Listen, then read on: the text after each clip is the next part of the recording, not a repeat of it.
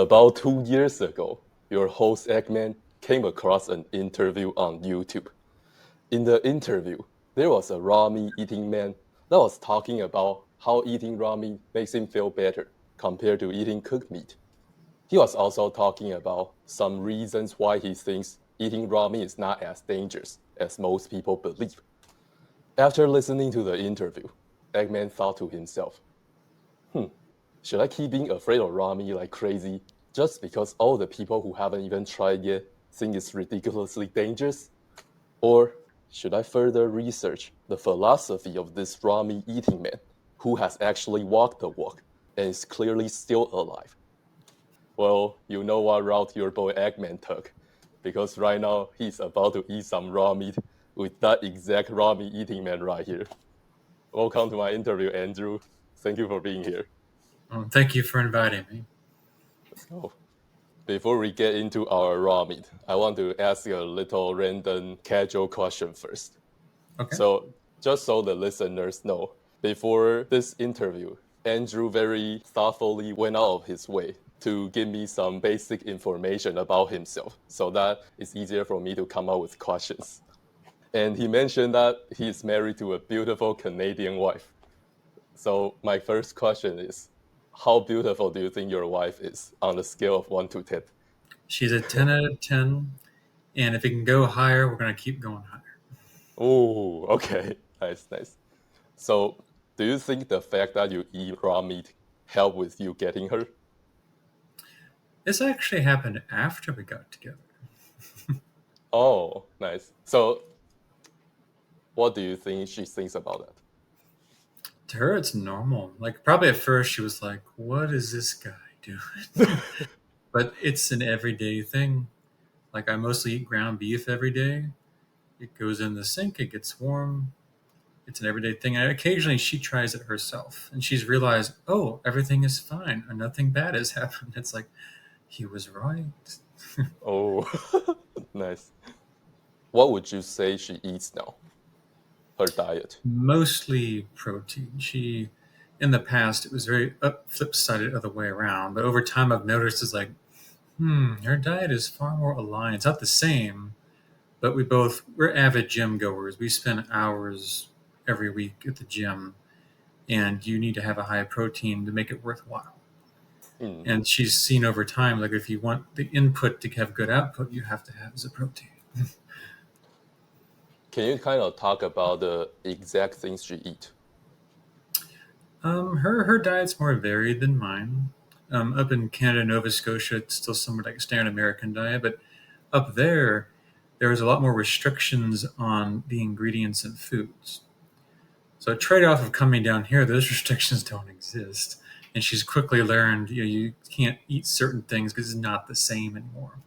It's vastly different in the U.S. It should be a big warning label on everything. It's like, is this ingredient processed with this? So it's more varied, but it's much more animal protein dominant than it used to be. So, I guess you kind of mentioned that, but can you talk more about how does your diet look like now? Looks like now, so it's exclusively meat. I mean, sometimes I will entertain a social gathering. It's like, okay. But I'm going to tell you, 99% of the time, it's regretted immediately afterwards. Oh. Because if you go off base, your body, and you're not supposed to have that, your body will tell you very quickly because you haven't been numb to it. A lot of people eat certain ways and hurt themselves. They don't realize it because they've gotten numb to the downsides. And a lot of people refer to carnivore diet as like the ultimate elimination diet because you're going down to a baseline to a point that you've pulled out virtually anything that, for the most part, should not or could do harm to you. Because at the base, meat is the foundation of your nutrition. It's from animals. And yeah, people can tolerate things. Doesn't mean you need those things. So you can figure out what's good and what's bad. But usually once you've removed things that are bad and you're like, I'm going to see what it's like, you're going to find out. The body will respond. I want to tell the listeners that I did not expect Andrew to be this jacked. Can you kind of flex to the camera? Well, I'm If you not don't a mind. bodybuilder or model or anything, but I've put on a decent amount of mass since starting carnivore. When I used to like at 300 pounds. I was a big dude. I lost weight the bad way when you became skinny fat. So not only had I lost weight, there was no muscle mass. Mm. But when I started doing keto, we should get it later, keto to carnivore, all that protein intake, like one of the funniest, of course, it's like a weird comment. I go to college, I come back, my mother, she made the comment, "Are you wearing a bra?" And I'm like, I didn't understand what she was saying. I was like, what kind of joke? She was trying to say the fact that I had a chest now. I was like, oh, well, that's a weird way Ah, of putting it. nice. Never forget that moment. Tons of Uh, mass got put on compared that time. can I ask you how tall are you and how much do you weigh? I'm 5 foot 11.9, which sucks because I got denied 6 foot by that much. And right now I probably weigh between 190 and 200. I kind of fluctuate a little bit. Okay. All right. So let's eat our raw meat. So Andrew, I would like you to talk about, kind of introduce your raw meat. All right, so I have a cut of chuck here. Usually I eat ground beef every day. It's the easiest thing to prepare. And it's also very cost effective. Like I don't see the point in people buying unless they have the money to blow, I guess. Some people are like that. They'll buy steaks from whatever caliber, size, and they go through that. But ground beef, it's just easier. So with any kind of meat, just figure out, the parts of it, how it pulls around, and your teeth takes care of everything. So with this, you can bite in just about anywhere. Is that previously frozen? I actually don't know. I'm Oh, you guessing it don't know. probably was. I prefer fresh, but you can't always have it that way. Okay. So when did you buy this? It's actually today. Oh, okay. Huh? Nice. All right. Let me kind of talk about my raw beef. So I got this from Costco, and I guess Mhm. this is grain fed and not previously frozen. Mhm. If I could, I would like to get like grass fed ones. Yep. Yeah. It's the preference. It's not always realistic, depending on where you are and what the costs are. If I can get grass fed, I go for that. Mm. So I have a question for you. Right now, I'm eating this piece of meat, and Hmm. I think what happens to me is that I always find the sinew to be pretty hard to chew. How do you go about it? So tendons, sinew, parts like that, you just swallow them. Mm. Unlike, say, certain plant items like nuts, walnuts, things like that, it's very hard to choke on things that are very fluid and gel-like. So, of course, don't swallow a 6-inch, foot-long piece of sinew and expect there not to be a problem. You can still break that down with your teeth or remove the parts that just aren't breakdownable. Like some pieces, I'm going to find a spot here. It may not actually be any good spots here, but it's just a simple pulling. Like over time, you get used to being able to use your teeth correctly, and they're Mm. not, weathered down. They're actually sharp like they're supposed to be, and you just work it. And at first, your jaw muscles will really, really not appreciate it. You might lock up, but over time, you're strengthening your jaw. It's what it's supposed to be used for. It's not meant for grinding nuts and hard Mm. plant items. This is not meant for that. So I guess you are going to utilize tear motion. You tear, Oh yeah, you can tears. wiggle the teeth around the things, you gnash. The teeth Mm. does everything for you.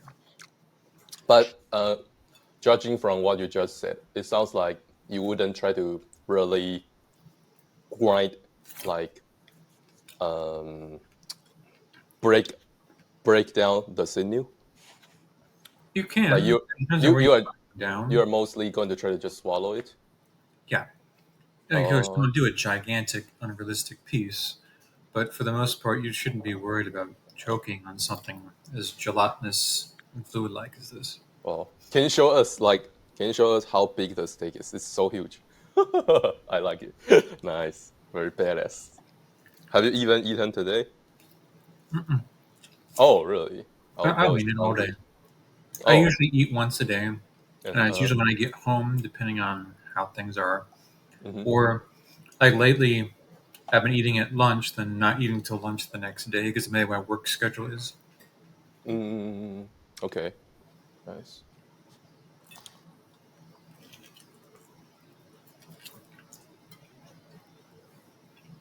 Can I ask my next question now?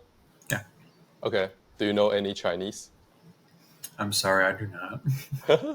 Do you know how to say hello in Chinese? Nope. Okay. You can say 你好. I don't know if you Ni have hao. heard.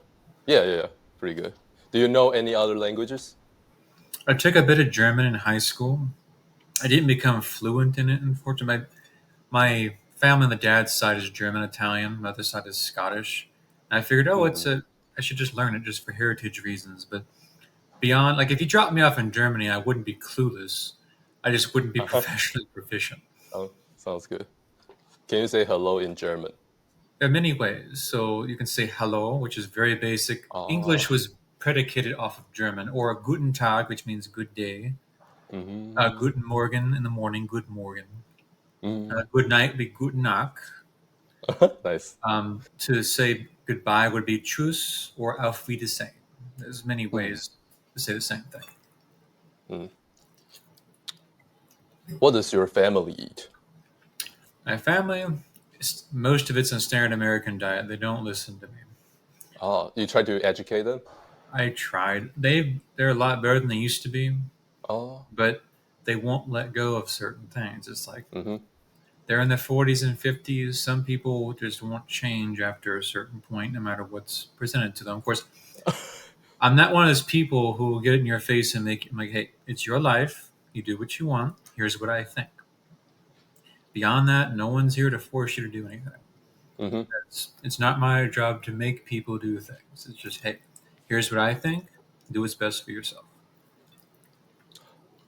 I listened to some of your previous interviews before, and I know that you used to be pretty overweight. So I guess that's kind of a thing in your family. Would you say your family that you try to educate, they are on the overweight side? Some of them are still, yes. Some of them have lost the weight. I just don't know because I've not had a whole lot of contact with every single person. I'm very introverted, independent kind of guy. And the issue with them is that I think they make the changes, but once they get what they want, they go right back to what they were doing. And they Oh, wonder why you're right back to square one eventually. They I think feel it's like, okay once you get to the weight. It's like, no. The changes you made should be permanent. So choose things that are sustainable. mm, You can't do these things that work in the short term and just do them forever. It's like usually there's a trade off somewhere in there. There has to be something mm, you can do long term. mm. So how healthy would you say your family is right now?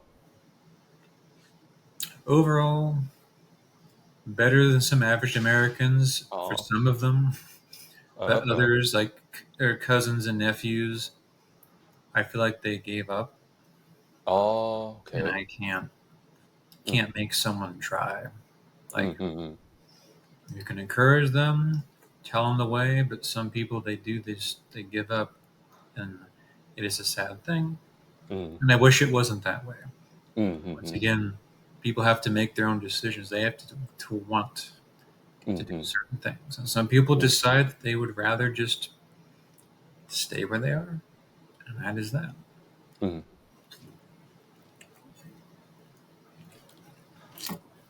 I like this next question. How famous do you think you are in the raw meat eating space? I see. I don't actually know, and I'm not really a fan of attention. Like Oh, when I first started doing this, I didn't realize it was like becoming a trend or a well understood thing. I discovered it all because I was in school doing entomology and I was trying to lose weight. And I was coming to all these realizations, things that weren't being told, but you were like, if this equals this, therefore, wait a second. And I kind of got thrust into it.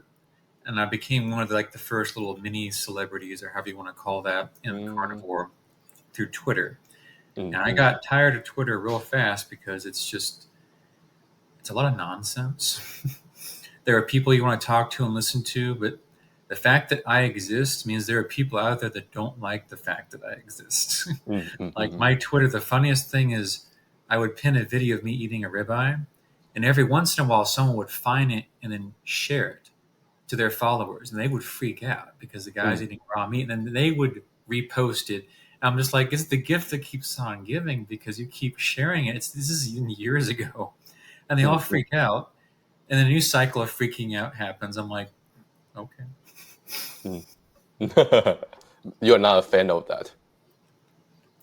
Well, that's the funny part. It's the people that keyboard warriors. It's like their only purpose in life is to complain or find a reason to berate people. And we've never met them. And I guarantee you, they wouldn't act like that if they met face to face. It's strange how different people will behave when they know they actually have a living connection with someone versus being hidden behind a computer. Like, life is too short for all that nonsense to get that worked up over trivial things. It's not. They probably need to eat some raw meat to feel better. Probably. That's funny. It's good for your mood and hormonal balance. Is there any other basic information about yourself you would like people that are listening to know? Oh, well, entomologist, I mentioned that. Went to A&M. I have a board certification. I specialize in medical and veterinary first. I then have urban and industrial, which is basically pest control. I have general entomology, which is general category, and plant related. And at this moment, I think I'm the only BCE that's not retired or passed away that actually bothered to get all the certifications. Those exams are annoying. It's like going to your boards for like a medical license. It's brutal. It's not it's not the same. It's not a doctorate and like that. But those tests, you can't just walk in and pass. It does not work that way. Like the suggested reading for each test is on average like 10 to 20 different books. My advantage is that most of those were textbooks from A&M when I got my degree. I'm like, I'm already halfway there. I use that to do natural pest control. And so one thing I said I wouldn't do with my degree was pest control because everyone treats it like a pariah. But it's something that has to be done. There's a balance for public health purposes between expansion through nature and protection of nature. You have to find the wise balance between them, and pest control is a very valid part of that. And you want to do it in the safest way possible with the least toxicity. That's what we aim for. Aside from the pest control, me being an entomologist, I collect insects. I'm very fond of tarantula hawks. I actually have one of the biggest specimens in my collection over here. And because I put bugs in everything, when I do fencing, my fencing mask has a wasp face on it. Even my outfits, they look like late Renaissance period, and it's designed to look like a wasp, but then pass as a late historical looking thing. Speaking of which, here's the fencing mask. Nice. My wife painted this. She is a very talented artist. Nice. And I specialize in rapier and saber. And this is the rapier that I use in the SCA. Now, of course, these are not sharpened, and we have blunts on the tips. We're not actually trying to kill someone. We have to wear certain armor to protect ourselves.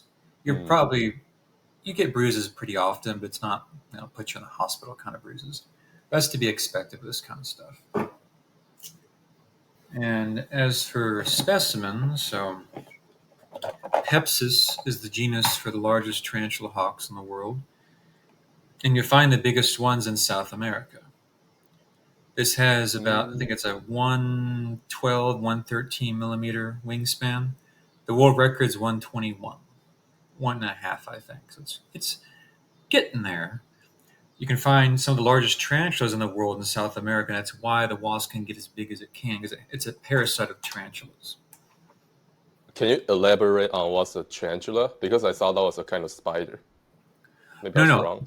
So the tarantula hawk is a wasp. I'll show you. Oh, really? So these guys, genus is Pepsis. They hunt tarantulas, the female does. She will sting it to paralyze it. She'll drag it underground and lay an egg on it. And the egg, as a larva, feeds on the young. That's the whole life cycle. It's a solitary. There's no social aspect. And because the tarantulas can be so large in the South American tropics, it allows it to eat so much as a larva, it becomes as big as it can get. Oh. Yeah, we have them in the U.S. There's also similar, like Hemipepsis, the genus. you can find towards China, the Philippines, that area of the world, north of Australia. Old world genus is how they refer to that. But I don't think they get nearly as big. They can get big, but the ones in South America seem to dominate everything. Like people joke, I found something massive. There's someone in every time it says I found a giant bug, there's someone in the South America going, "Hey, I have a joke for you," and they bring out something twice the size because of the tropics. It's like, you think that's a bug? Here's a bug. Bring it out. Have you eaten raw insects before? No. So entomophagy is a thing that gets pushed around often. I'm not a fan of it. It is That word common. means eating raw insects? Yeah, like I don't like the idea of consuming insects. Not saying it's not an option. And there are many places in the world it's a normal everyday thing. It's a part of the delicacy, the traditional food. I've just never been a fan of it. I like to collect bugs, observe them instead. I don't like to eat them. Okay. I So wouldn't consider them. would you ever want to eat them? What's that? Would you ever want to eat some insects raw? Probably. Probably?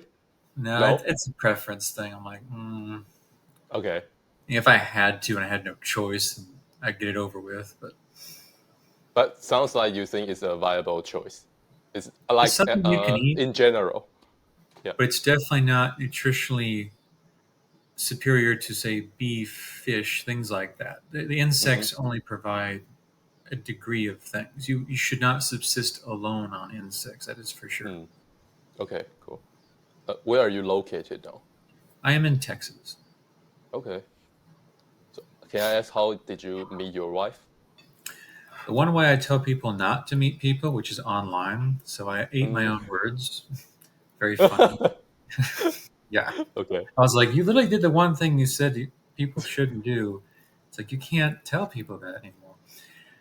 Meeting people But online, it's a whole vast world out there compared to just meeting someone locally. Doesn't mean you can't find someone, obviously, because I did. We've been married 7 to 8 years now.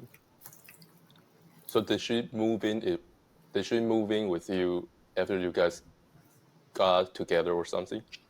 She came to the U.S. on a visa and got married, and now she has a U.S. citizenship. It takes several So years. It's a very long legal process. that happened after you guys knew each other? Oh, we knew each other for years before we actually met and went through that. Oh, Yeah, it wasn't interesting. like I meet you online. Let's show up and like, no, no, no, no. We're both very reserved, cautious people. Okay, nice. So, Andrew, I want to talk a little bit about your dietary journey. Can you kind of talk about what you were eating when you were little? So when I was little, very much standard American diet. I was a little toothpick of a child, but family situation, my response to stress, those things was to eat. So I got into like my teens, I exploded because my way to cope with everything, family problems, was to eat myself through everything. That was my response to depression, anxiety. And that didn't work out very well because by the end of high school, I was like clocking around 300 pounds. And there are stretch marks. They're probably never going to go away. I don't know if you can really see them there. Some things can't be undone. I would not be surprised if they stuck around forever. Maybe they get lighter over time. A lot of people said they don't believe I was 300 pounds. Like, do you want to see the stretch marks? Because I could show it. I happened at TSA, actually. I was going to the airport, and they said, because I had a really old visa from 10 years ago, the photo was like when I was in my teens. And that guy has a rig round face, and you can like a chubby kid. And they go, "You're not the same person. That's not you." And they stop me. I'm like, "Okay, how do I prove it?" And that came up. Like, I have the stretch marks to prove it. They're like, they saw it. Like, holy crap, you lost. Like, go. You're good. You're good. No more. So standard American diet. I started trying to lose weight because obviously you're young, you gain all this weight, you're like a social stigma at that point. Everyone's like, "Oh, you're the overweight kid. No one wants to be around you. You're that pariah." Now, obviously, your health is not doing so hot, and everyone's like, "That kid will be dead, by 30 or something," at that rate. First thing I ever did was cut out sodas. That was surprisingly easy. And the way I convinced myself as a kid is I observed what happens if you put a tooth in carbonic acid. And within one night, the tooth was gone. I was like, oh, and imagine every day something that acidic washing past your teeth. That was enough. I was like, okay. But all the other habits remained. So this took years. I tried everything out of the sun to lose weight. I read every fad, every diet idea. I'm like, if I just do this thing, I'll lose the weight, right? The problem is, a majority of those, you're losing weight at the expense of your health. It's some crazy short term strategy that does not pay off in the long run. And you end up either binging because you're starving yourself, you're not getting good nutrients, or it's just impossible to stick to. It's not realistic. When I got to college, I tried veganism for a few months. And if you go online, there are articles written about me. I don't know why. The title says former vegan. I'm like, I tried it for 2 months. I don't think that counts as being a vegan. I'm pretty sure vegans out there hear this. So, yeah, you're darn right. That doesn't count. I don't claim that by any means. They wrote that, not me. But I tried a whole food plant-based diet, essentially. And it made things a lot worse. Like digestion wise, the human body was not meant to consume that level of fiber. Fiber is indigestible for the most part, and your body wants to get rid of it as fast as possible. So that should be a clue right there. Tried that. I tried extreme calorie restriction for a whole summer when I was in college, and that's how I became skinny fat. And it took me seeing a picture to realize how thin I had gotten, but there was no muscle mass. I was like, oh crap. So even though I weighed, say, like 230, 240 still, I looked like I only had fat on and nothing else. Like it's a weird thing to see a picture and your eyes are sunken and you're like, I don't like that. So I figured out keto and reducing carbohydrate intake. And I was like, hey, I'm actually losing weight, but I don't feel like I'm getting weaker. Like I feel better. This is new to me. I can lose weight but not feel terrible. This is a new concept. And me being the person I am, like, well, what's the logical conclusion if you take it all the way? If the principle is that I'm getting healthier because I'm reducing carbohydrate intake for whatever number of reasons, what happens if you take it all away? That was the thought. I'm like, okay, start Googling zero carbohydrates, no carbs. It turns out there's a thing called zero carb, and that's a misnomer for the carnivore diet. And of course, I'm like, well, what's that? People eat only meat. I'm like, oh, those people are crazy. That will never work. And lo and behold, I ended up becoming one of them. And with like the first few years of doing this, of course, you go through like a period of transition. What people will commonly discuss is trying to go for 1 month. Let's cut everything out, strict it down to meat, whether it's cooked or not. And for 1 month, just do that in water. Take out any other sugary, it's all gone. And just see what happens. What happens is, one, you feel better, but at first you're going through withdrawals because everything you're accustomed to, all the habits, things you shouldn't be eating, your body's become comfortable with, it wants those things. It's like a drug addiction, man. Like carbohydrates and sugar, it does not like that at first. And I describe it as like an exorcism for a month. Like I lock myself away in a room, make sure I have a supply of meat so I'm not tempted to go anywhere. I had my banking set up to where I had to walk at least like 8 to 10 miles to withdraw money. So if I really wanted to eat something, I really, really, really had to want to do it. After doing a month of this, so just water and beef, I was able to walk into an H-E-B. It's a common grocery store chain here in Texas. It's unique to us, is where it started. And I could walk in, and nothing about the aromas meant anything. You could walk in, the bakeries, one of the first things you hit on the right hand side of the store. You could smell apple pie, all this favorite things that people would make their mouth water. I walk in, it did nothing. I'm like, that's a pleasant smell. It meant nothing else. The addiction was gone. The association with the food was gone. Now I was able to walk to the meat section, but there was no drug induced, I have to eat this and buy this. It's like, oh, I can eat that later. And I sat back and I was like, this is a freedom that I have never known before. It's novel to me now. Eventually, now it's normal. But then I was just like, I walked into a grocery store and there was none of this draw or desire to buy or snack on something or I have to have that. It was gone. And that changed my life entirely right there. A lot of things that changed because the way I was eating before, I had digestion issues. I think I was starting to develop arthritis. I do fencing, so I used to do collegiate on the U.S. Open circuit for Olympic fencing as men's saber. Because I'm left-handed, I was getting nerve pain on my left side from the lunges and strikes and leg going out. I'm like, it's always the left side. That went away within like a week of cutting all the sugar out. And I notice anytime I go off base, anything, whether it's regular sugar or something else or carbohydrate based, if I do enough of it, it hurts. I feel pain in the nerves. And of course, it goes away after a few days of cutting everything out. I was like, this is interesting. It's good not to have that because it's kind of hard to perform in a sport, like a combat sport, when you're feeling nerve pain. It's like, dude, I'm in my 20s. This shouldn't be happening. A lot of times, high blood sugar will damage the outer sheathing of the nerves and it gets exposed. That's one of the reasons why it's high blood sugar. But because the blood sugar is stable, you don't have that problem anymore. I also was losing a lot of hair. Don't have that anymore. Now the opposite. I have more hair than I used to in places I didn't know I could grow hair. So it's interesting. Skin's always a lot clearer. Of course, as you age, you get spots and things, but they're very minimal.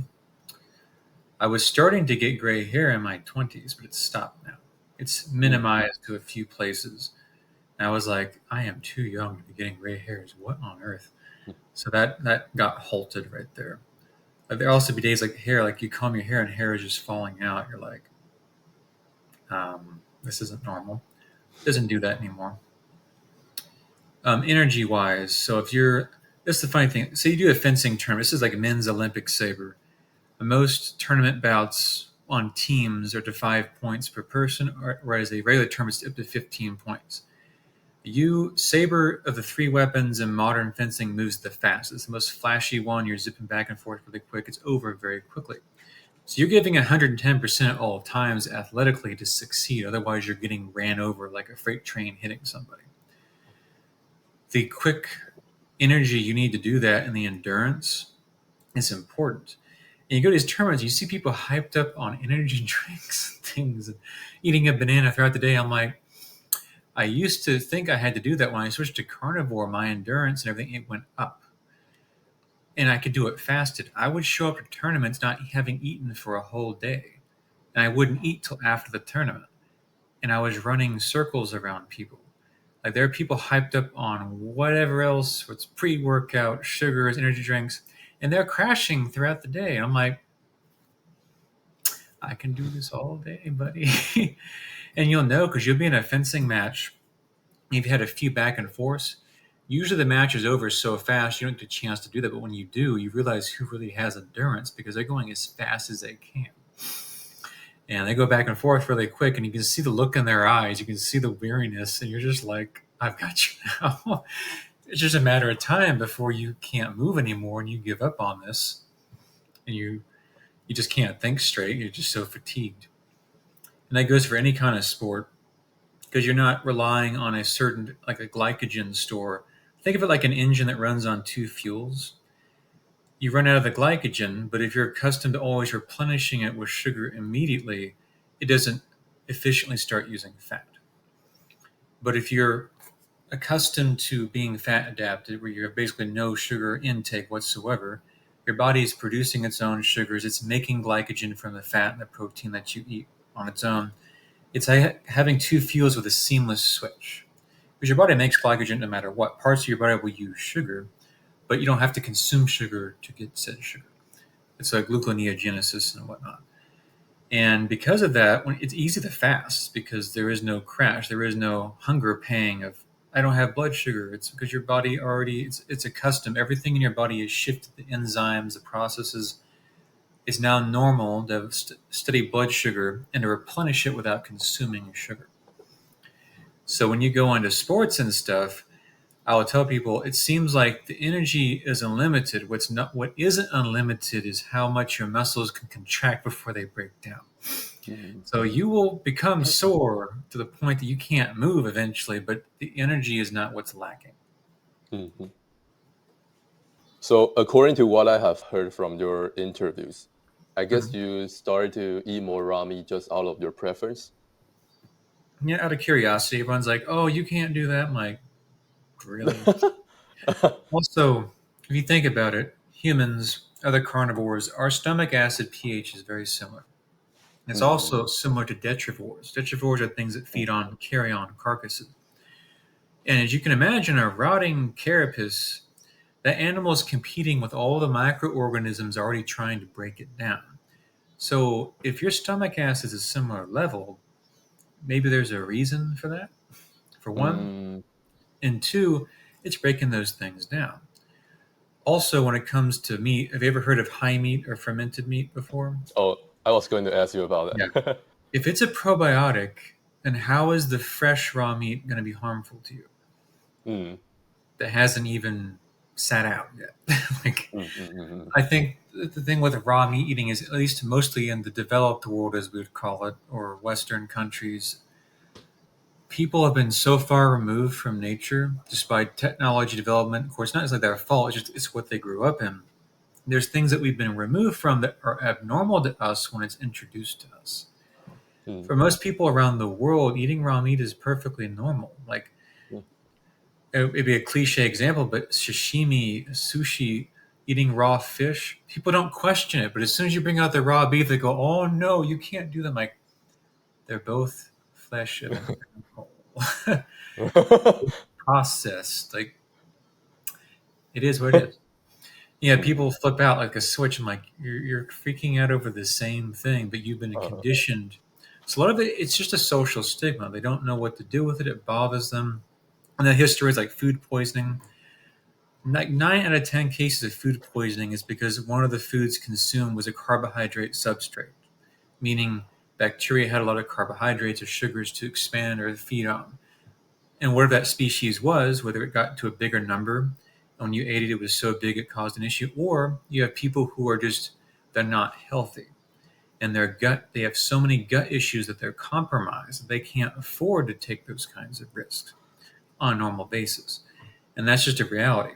But because that's the normal, everyone thinks, oh, it's normal to get food poisoning from this. Like, no, it's because your gut is compromised. It's not supposed to mm, be that way. You're eating or living in a way that allows it to be compromised. Otherwise, it wouldn't be a problem. And there are things you do to yourself, and you don't even know what you're doing to yourself. I mm. think all the problems in the USA is like the averages, like every year, the numbers for being diabetic change. They become less. It's like either you're trying to sell drugs to do this, or it's like the normal is diabetic, so we have to make the numbers to where the range changes. Like, but that shouldn't be normal. It should be Mm, the other way around. mm, Bad outcomes shouldn't be the average or the normal when it comes to health. mm, It's like no one knows what's optimal anymore because the data is so skewed at this point mm. because you assume it's the average. But if everyone's sick, the average is not good. Okay, so judging from what you were saying, were you Mhm. saying that if you consume carbs and then you also consume some microbes, the microbes are going to grow in numbers and then that's going to be bad for You're you? more likely to have a growth of bacteria on a food source that's disproportional if it has a good, easy energy source. Mm-hmm. That's why. And the thing is, a lot of the bacteria that are associated with being in your body are also on other animals. So there's more similarity. So eating raw meat, bacteria that already came with this is going to be very similar to what's already in or on my body. Whereas Mm, things that you find on a plant surface won't necessarily be those same kinds of roots because it's a different habitat, different microorganisms. And when people get infections and things, I think people misunderstand what's going on. A lot of the things that are considered food poisoning, those bacteria already occur naturally in the body, in the gut, in a certain place. Like E. coli is a common gut bacteria. It becomes a problem when it's too much of a concentration in a place that it shouldn't be. That's what an infection is. Your body has trillions of bacteria going on in it. You wouldn't be able to live without them. But everything is in a balance. They're all competing with each other along with your own tissues and organs and things. There's no such thing as a truly sterile environment. Another thing is, I think we've gone so far on the deep end of trying to sterilize everything. It's super clean. Everything is dead but us. It's like, that's not how nature works. It's just not how it works. Can you talk more about how you think someone can get food poisoning from raw food? I think the only way you're going to get food poisoning from raw food is one, it really is rotted. It's come from a source that is unreliable. So let's say it's not processed very well. Someone's let it sit up. Someone's not done their due diligence. And you have a compromised gut. That's a recipe for getting food poisoning. You are saying that you need to have low enough stomach acid, right?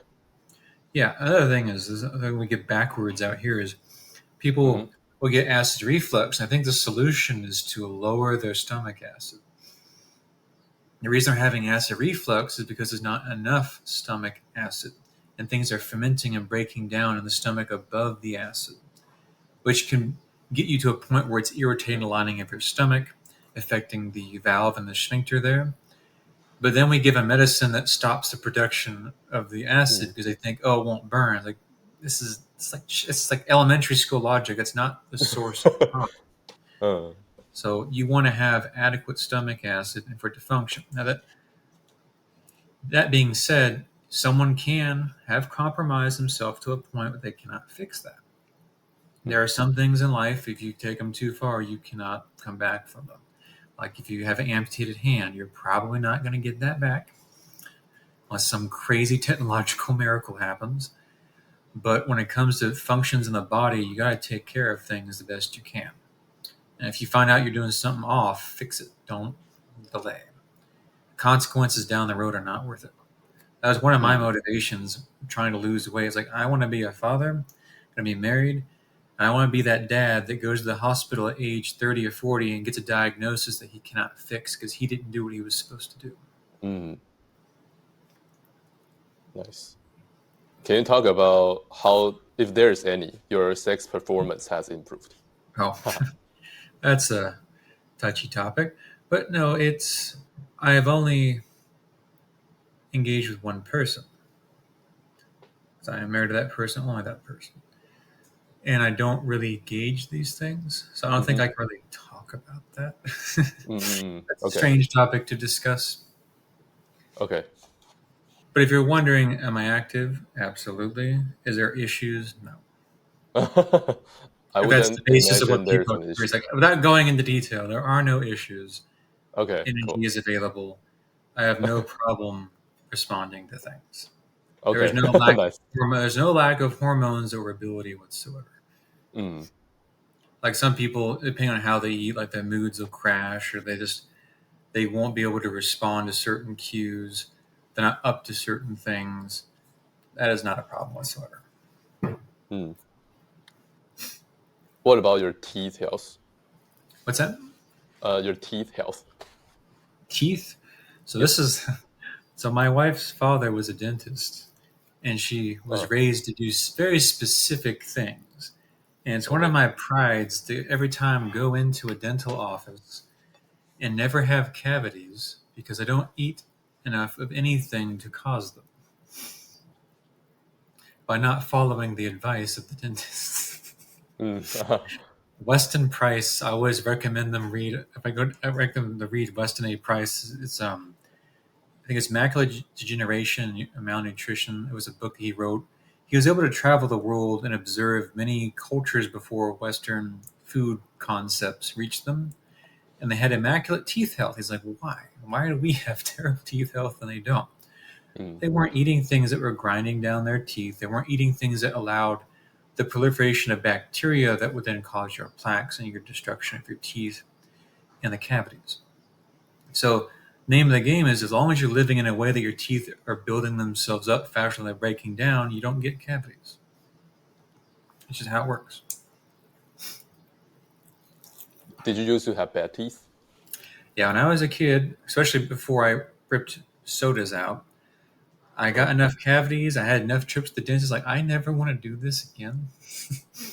And I made that so. Like, Okay. I was resistant to Novocaine. Novocaine is a pain reducer that they will use on you so you don't feel pain during surgery. In order to get it to work, there's a very large syringe. They have to inject it into your jawbone. And this is a huge needle. As a kid, you can imagine this is Mm. terrifying. Like, imagine the syringe is this big and the needle's like that big, but the needle is like, ever seen like the tip of a pencil? It's as big around as the lead. It's not some tiny, it's wide because they have to. And every Mm. time they hit me, like, can you feel anything? I can still feel pain. I'm like, I guess we can do it again. Like, is it enough? And eventually, I'm just like, how many times do I need to risk Mm. getting hit with this needle again because the pain Mm. number is not working? I don't want to do this. So, Mm. yeah, Have you worn braces before? I did have braces when I was younger. That's another thing is if you don't eat right, one of the things that can happen, especially as a child, it's important developmental time as a kid. Nutrition is that your jaw bone structure may not form correctly and your teeth may not come in correctly because they're overcrowded, undercrowded. And I had teeth going in like this. The Mm. incisors were in. I had to wear braces. Mm. And I took them off somewhere in my teen years. Haven't had a problem since. Okay. What are your thoughts on the fact you had to wear braces before? As a kid, I had no filter on what to eat. So there's no telling. Like obviously, I wasn't getting enough of something, Mm. or I was overdoing it on the sugar. I can imagine if you're young, especially now, kids growing up, there's so much abundance of things you shouldn't eat thrown at you every day as a cheap option. And the parents raising their kids, that some people are trying to afford certain things, they buy what's available, and they don't necessarily understand the long-term consequences of what Mm. they're feeding their children. They mean well. The parent wants the best for their kids. They're doing with what they can, but Mm. ultimately, in their formative years as a kid, and when you're before birth as the mother, the health of the mother dictates so much of what's going to happen to that kid later in life. But Mm. starting nutritional value is very important. If you could go back, would you have wanted to wear braces? No, because socially it sucked. I was already overweight, and it's like, oh, now he's got braces too. That's just Oh, another really? one. Yeah, if I could go back, I would correct all the dietary choice mistakes within my power as a child. As a child, you subservient to your parents, but the thing is, if I could make them happen, I would, and try to fix that. Because I haven't worn braces before, so are you saying that when you are wearing braces, that can make people want to laugh at you? The Yeah, fact you have braces on well, your teeth? people, especially children, teenagers, they want to find things to harass people about. That's just a life. Now, there are some people who never grow out of this, uh, unfortunately. But yes, you're going to school, you're learning social cues, you're learning social behavior. That's what growing up is. You're learning how to function in a society. And people test the boundaries of that society. It's like if I can make fun of this person and people like me for it, oh, that's an incentive. Bully, you know. mm, mm, mm, mm, But then the incentive to stop that is to control that or to have consequences for it of a certain degree. And depending on where you are, the rules are different. Some people have found like, no, if someone's harassing you, you stand up to them. You make them not want to do it anymore within reason. But me, overweight kid, family problems, depression, anxiety, I was just that quiet person trying to hide from everybody. So take it as you go. mm. It's interesting you like what you talked about, what you were saying about the braces stuff. Because like if you don't wear braces, your teeth might be crooked looking, right? So that can also Yeah. make people want to laugh at you, right? Yes. So are That's you the saying funny that thing is wearing braces is worse? that's the thing is you're wearing braces in order to have straight teeth so people don't laugh at you. But then they laugh at you anyways because you had to wear braces. Like, okay. all right, this is a short-term nonsense for a long-term plus. But according to your perspective now, you just want to have fix your diet at that time. If I could have, there may be some things I couldn't have changed because not everything's in my control. Okay, I see. So, what's your thoughts on frozen meat right now? And it's not bad. It is preserved to a degree. Of course, when you freeze things, water will crystallize, break cell walls and things. So it's not, the most optimal thing. But you're talking like tiny percents of a difference. A person eating, let's say you own a farm or you have a friend that has a farm and you buy a whole cow. Obviously, you can't eat that whole cow in a week. So you're going to cut it up, process it, put it in deep freeze.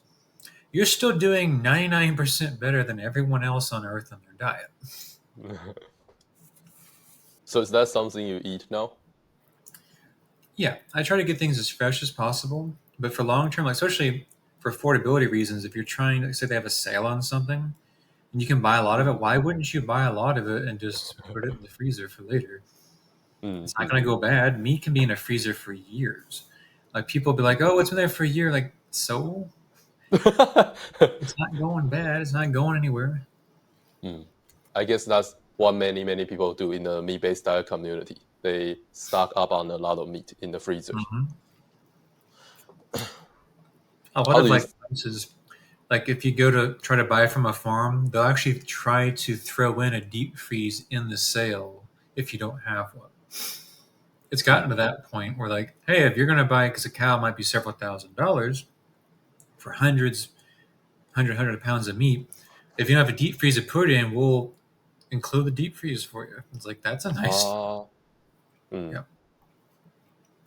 How do you thaw your meat? So I like things to be in, what's the word, vacuum sealed bags. You just get a sink, put some warm water in there, let it sit. That's all you have to do. So you only thaw your meat when you are about to eat your meat, it sounds like. Yeah, or you just let it sit on the counter. So if it's frozen, obviously it's going to take longer if it was fresh and just sitting in the fridge. But either way, you just put it in a bag and put it in some warm water and let it thaw out. What are your thoughts on lower quality raw food? Because I feel like that can be an issue for many people that want to try raw food. Like they're not sure if they can try lower quality raw food. Are we talking about specific animals or just grades of meat? I'm talking about like maybe how they were raised, how the animals were raised. It's not beef, optimal. thankfully, is very good. Like all ruminants, they're very good at turning things that are bad into nutritional meat. They have multiple stomachs. They can break a lot of stuff down. So while a grain-fed cow fed on soy and is not the most ideal thing in the world, it's a lot of the effects are negated based on the digestive abilities of the cow. The same cannot be said, say, for poultry like chicken. I don't like the idea of eating chicken that's been raised outside of the normal bounds, just letting it roam, letting it eat insects as an insectivore, eating things on the ground. I wouldn't necessarily eat that raw all the time because there's so many things that have been done to that meat in the first place that you don't even know. Is it the end of the world? Probably not, but it's not optimal. Doesn't mean you can't have it. Like I've had conventionally raised chicken that's raw. Chicken is very, because depending on what you eat, like the breast is very gelatinous, very low on fat. The texture is off-putting to some people, but it doesn't mean you cannot have that. Wait, what happened to my... Your camera cut off. You can still hear me? I can hear you, but I can't see you. Okay, let me see how I can fix this. That's weird. All right, I'm back. Oh yeah, I was going to ask you, when it comes to, let's say, lower quality chicken, you think it's more ideal to eat that cooked? Although, not to say that it's very optimal, but if you want to just compare lower quality raw chicken and lower quality cooked chicken, you think cooked one is more ideal? I would say lower quality, maybe cook it because you don't know the source or where it's coming from. Especially if it's not like beef. I don't think it really matters just because it's a ruminant, whether it's lamb, beef, other related animals. But chicken, especially in the United States, they do terrible, terrible things. Like you're better off Okay. just if you really want good chicken, you're gonna have to buy local stuff. It's gonna cost more, but not chicken. No. Mm-mm. Okay. Nice. But like you mentioned, you have tried lower quality chicken raw, right? Yeah, okay, of course I'm fine. It's just it's probably not the best thing out there. Cool. So what kind of advice would you give people that is still pretty scared and want to try raw meat? Actually, try beef first. Oh, okay. Like if you're concerned, like you don't know what to expect, like pick the one thing that is the best at removing toxic issues from their diet. Ah, Is beef. that's a good talking point, I feel like. And you can also like we get into fish, same idea with chicken. There's a lot of farm raised salmon out there. There's wild caught. The farm raised salmon are kept in confined areas. They're fed an artificial feed and diet. While that fish has similar nutrition to the wild one, it's not the same. The fat profile is very different. Total nutrition is different. I wouldn't necessarily eat. I mean, that you can't, but I would not eat, say, the farm stuff raw just for that reason because I don't know what else is in there. Okay. Wild salmon, of course, this is a flip side of this. Wild salmon increasingly is getting a lot of filarial worm parasites.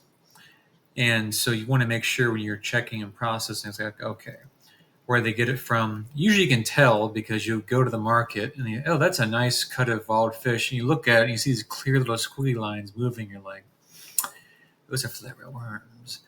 Now, the thing is, those worms really aren't adapted to infest and go through a human body. So in most cases, people talk about parasites. Most of them die in the stomach. That's what it's for. That's why the stomach acid is so low. So people getting parasites, either that was something adapted specifically for you as a human, or you had a compromised immune system. Because that's the way it's supposed to work. That's why the stomach acid is so low. I think a lot of people end up getting parasites because they were exposed. Because every day, I'm pretty sure people on a daily basis are exposed to a lot of parasitic things they have no idea. Yet nothing happened to them and life went on. Mm. Can you give some examples?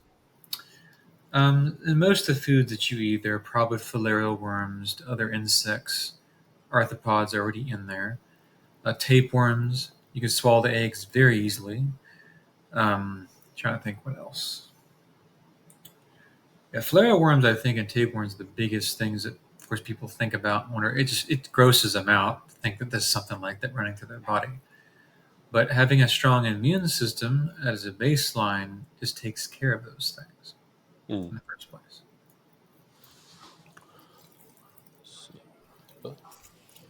Have you eaten raw chicken recently? It's probably been about a year or so, I think. Oh, okay. If someone wants to eat raw chicken, what cut would you recommend them to buy? What cut? Mm. That really depends on what they like. Do they like fatty meat? Do they Uh, like leaner meat? Of course, the breast is going to be the leanest. mhm. This is the great thing. So, if you had cooked chicken, one of the worst things you can do to it is make it dry. Can we all agree on this? Dry chicken is not fun. The chicken can't be dry if it's raw. Just saying. That's funny. If you try it, it's raw.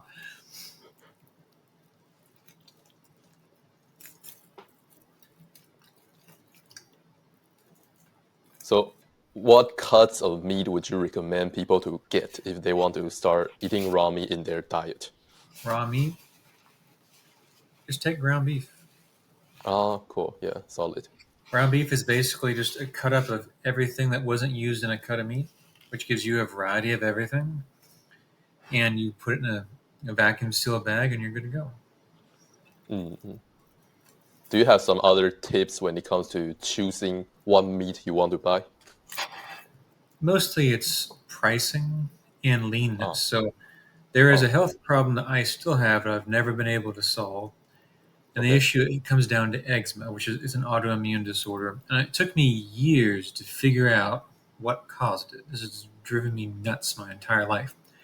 If I eat too much fat, my skin breaks out, which is Oh, very unfair considering how things are supposed to be. So I eat a very high protein, moderate to low fat diet. Of course, I can eat ribeye and stuff like that, but you do too much of that and the skin breaks out. And what I believe is going on is there's something that has to do with the bile not being reabsorbed correctly in the intestine. There's no telling what I did to myself in the years before getting here. All those different dietary things I did, things I shouldn't have eaten. I probably mm, damaged something and I can't fix it. I don't know. But it took like what?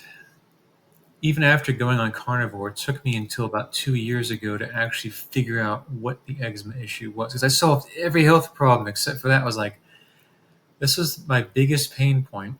I fixed mm, everything else, but this one thing stuck around no matter what I did. I'm like, it's fat related. And it took just mm, observation and going, this happens when this happens. Like, well, maybe it's a certain kind of fat. I'm like, no, it's any kind of fat, oh, which tells me it's a bile response. Perhaps there's too much bile or the body's not reabsorbing it correctly. It ends up in your bloodstream and it causes pruritus or itching to break out in your skin. And all that goes away when I have minimal fat intake. And I was like, well, there's the reality. I'm like, that's Can you talk so about what do you think about raw fat versus cooked fat? this also ties into this. The more cooked and rendered the fat is, the faster the autoimmune reaction. So if I eat Mm, a bunch of fat and it's cooked, the breakout happens faster. And I think it's because the cooked or rendered fat triggers a greater bile response. I think that's why. Eating raw fat, it's much slower. mm, So, people on carnivore, if you do have issues with that, there's nothing wrong with having low to moderate fat. Just don't do so low that you're not getting what you need. There's mm, a, especially, I don't know if it's like that way anymore, but people would say, make sure you're eating as much fat as you can. It's like, are you sure you should be? mm. How heavy is the steak? This Looks pretty big. it was about 2 pounds. Two So pounds. I used Holy to crap. eat an average of 5 to 6 pounds of beef a day Oh, when I was in okay. college. That's You are about because to finish it already, right? about halfway through. Oh, no, no. Okay, okay. Yeah, I used to burn through 5 or 6 pounds of beef a day when I was in college. Back when it was much more affordable, there's a great thing. Is Oh, A&M oh, has oh. its own meat and poultry center, and they would sell from their farms their own meat to raise money Mm, for the academic parts. oh. And I was able to buy chuck roast at $2.99 a pound Mm, in USD. mm, Nowadays, the average price is like $8 or $9. mm, That mm, world, that cheap world, don't exist anymore, sadly. mm. So I was able to affordably eat that and just I know where it came from local farms. It's great. It's cheap. It's on my way home. I can Mm, walk mm. there, buy it while I'm still at school, and walk home. Nice. And yeah, I could go through because not only I was competing for the university, I was doing fencing practice like 3 or 4 times a week from like 7 to 10 or 11 o'clock at night. Then I would walk home several miles. So I was averaging like maybe 8 or 10 miles a day of walking. Then you have the athletic part, not every day, but most days. And then I'm in the rec center doing the gym. I was probably burning a crap ton of calories on a daily basis. I don't have that level of activity now because it's not necessary. What are some mistakes you think a newbie ramen eater can make? Mistakes? Taking it too seriously. Like people have their nervous tics and their superstitions and things. It's just a piece of meat, man. Like it doesn't have to be like there's people trying to optimize everything. At some point, there's a diminishing return. You put in all this effort to optimize, but you're spending all your time trying to optimize. If you're just eating meat and nothing else, you're doing better than most people already. After that, you're talking about incremental percentage points better. You don't have to buy this supreme grass-fed, perfect everything to have it raw. It's not necessary.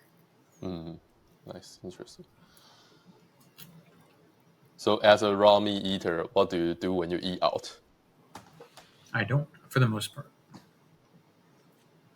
I got accustomed to socializing with people without eating, which in America flies in the face of a lot of habits. Like virtually every outing is food related in the U.S. Maybe in other countries it's the same way. It's a social aspect. Here's a fire. Here's a gathering. We're eating. We're having a fun time. We're talking to them. But you don't have to eat. You don't have to accept what's offered. You can respectfully decline things. And think about it. Am I here to eat or am I here to spend time with people? It took me a while to get over that because some people, they freak out like, why aren't you eating? Something must be wrong. You know, it's like, no. I have particular things I eat. I'm here to talk to you. But there were times I went to restaurants and I tried to push the envelope to see what would happen. And I would say, hey, they sell steaks here, right? Can you serve it raw, please? And the waiter's like, you want what? I actually had it. I think it was a Longhorn Steakhouse. The family was taking us somewhere, and they insisted that I eat something. I was like, okay, Oh. I'll do it. And I told the waiter, what I wanted. The cook came out and asked me, "You want me to do what to this steak?" Yeah. And I said, "Literally nothing. Oh. It's the easiest steak you'll ever make." And the guy looked at me like it was a crime against humanity because he wasn't allowed to cook the steak and to do his crafts. Like it was the most terrible thing he had ever seen. I'm just like, it's just a steak. What would you say is your reason that you don't want them to slightly cook the steak, just to make things easier? So I will eat things slightly cooked. It's not the end of the world. But the more you cook something, the more you destroy the yield. So you're applying heat energy. So let's say a piece of meat. There are nutrients and things that are in a certain chemical form, especially the proteins. Proteins are their function is determined by shape, not just makeup. Heat or coldness will change that. Heat will denature things. So the more you cook something, the less of it is recognizable by the biological systems of your body to use it and to utilize what's in there. So that's why, for instance, if you eat this might gross people out, if you eat only raw meat, your bowel movements are very small and they're not very often. It's because so much of it is actually used. But if you eat a ton of cooked meat, you have a lot more bowel movements and a lot more often because there's more of it that cannot be used. It has to be excreted as waste. Now, if you saw it cook, is the end of the world? No. It's like I said, you're trying to optimize everything. At some point, you're talking about little incremental percents of something. Someone eating cooked meat to a degree, they're not ruining their life or anything. But the more raw, the more untouched it is, the more you get out of it over time. And that is the principle behind it. You don't have to eat raw, but if you want to get everything out of it, there's that. So for you, when you are at a restaurant, you just don't want to, I guess, like decrease the amount of nutrients you can get. Yes. Okay. And it's why in general, it's like, why go out and eat when I can just do this at home? It's so much easier. Have you eaten stinky raw meat? No, I have not. I know about high meat and fermented meat. People have offered it. I've never taken up on it. Okay. What But about, essentially, so you put because, meat. yeah, when it comes to high meat, people try and deliberately ferment that. Have you tried, like, let's say a piece of raw meat that has been sitting in the fridge for a long time and it kind of Yeah. stinks? I mean, it's not like rotted or anything. It's probably oxidized, looks a little brown. It's not going to hurt you. It might smell a little different, but it's fine. Like Okay. people, like go to the supermarket and they see, oh, there's a spot of gray on the meat. It's gone bad. Get rid of it. I'm like, it's oxidation. It's the reason why it's still red in most cases is because it's fresh or uh, they've put things around the meat that reduce oxygen. mm, Like if you go to a store and they have that, it's like a pad under the meat in the tray.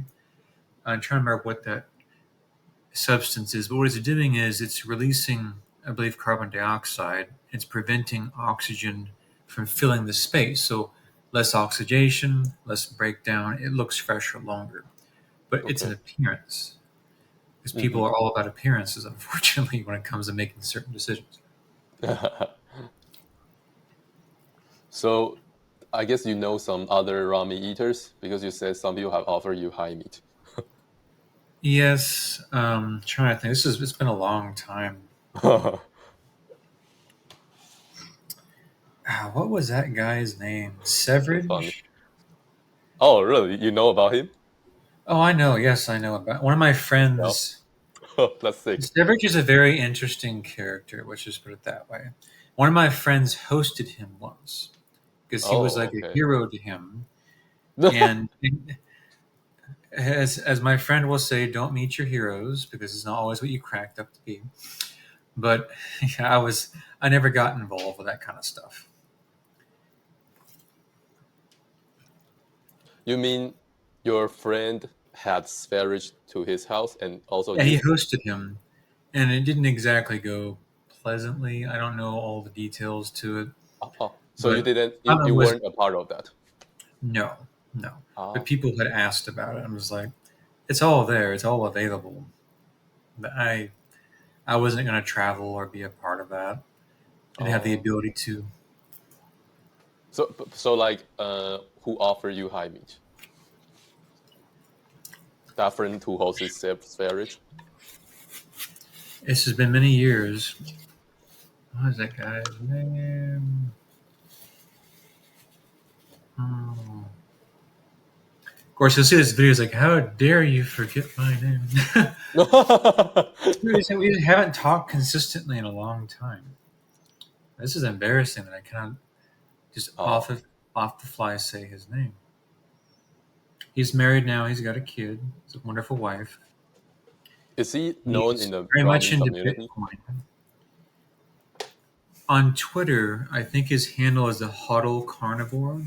Okay, interesting. If that handle still exists, I don't know if he still Okay. does Uh-huh. Twitter. So let me make sure. So you haven't actually met Sverige before? Hmm, hmm. Oh, No, not in person. okay, cool. Nice. Do you know what he's up to now? Which one? Sverige. No, I haven't followed. Like, I don't keep up with people's YouTube Mm-hmm. channels or social media. I've become very focused on work and life and things. Nowhere near as like I used to be, where I was really absorbed into the carnivore community just for the social aspect. I just kind of let that Uh-huh. trail off on its own. I don't like the attention for one, uh, okay. and sometimes the drama is just not worth it. Mm-hmm. I said that they're causing drama. It's the people trying to make drama with them. Like, do I need to wake up to this every morning? Really? It's just absurd. I think at this point, most people have got that out of their system, and they're very chill now. They're not as militant about certain things, which Mm. is good. What are your thoughts on raw milk? A very good source. Or just make sure you're not lactose intolerant, of course. Okay. Local raw milk's really good. This also goes into this whole stigma. Oh, you have to have it pasteurized; it'll make you sick. It's literally milk designed for a mammal, not you in particular, but you can digest it and consume it, and the bacteria are the same bacteria you have in your gut. Mm-hmm. So you are like with any microbiome, the milk itself has a balance of living organisms in it by default. That's how it functions. A lot of bacteria, the lactic acid making bacteria, are also breaking down lactose as the food source, is what keeps them going. And they also break down other proteins and fats and makes it more digestible to you. And when you interfere with this is where problems start. If you pasteurize something, you're literally killing all the microorganisms. But that also means whatever gets in there next has no competition. So if you've ever like take 2 cartons of milk, one that's pasteurized, it's going bad, and one that's raw, it's been sitting out for the same amount of time, not only will they smell different, one will be terrible for you, the other will be perfectly fine. Mhm. The raw milk may taste sour, but it's not that sour where your body goes, something is wrong. Like if you get a carton of pasteurized milk and it's been sitting out and you open the lid, there is this like almost like a gag reflex. The smell, it's revolting. Your body just wants to get away from it. Your body knows something. There's something about those volatiles being given off your body is rejecting as fast as it can. Do that with raw milk, it's not the same reaction.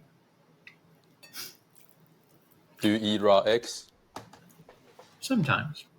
I Oh, like the whites to be cooked, but I like the yolks to be raw and ready. okay. It's because it's Uh, warm. nice. That's funny. Do you know people use their teeth to eat raw eggs?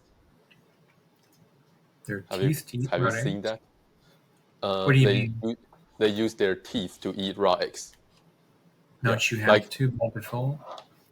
like let's say this is a raw egg. They You use mean their teeth. shell and all?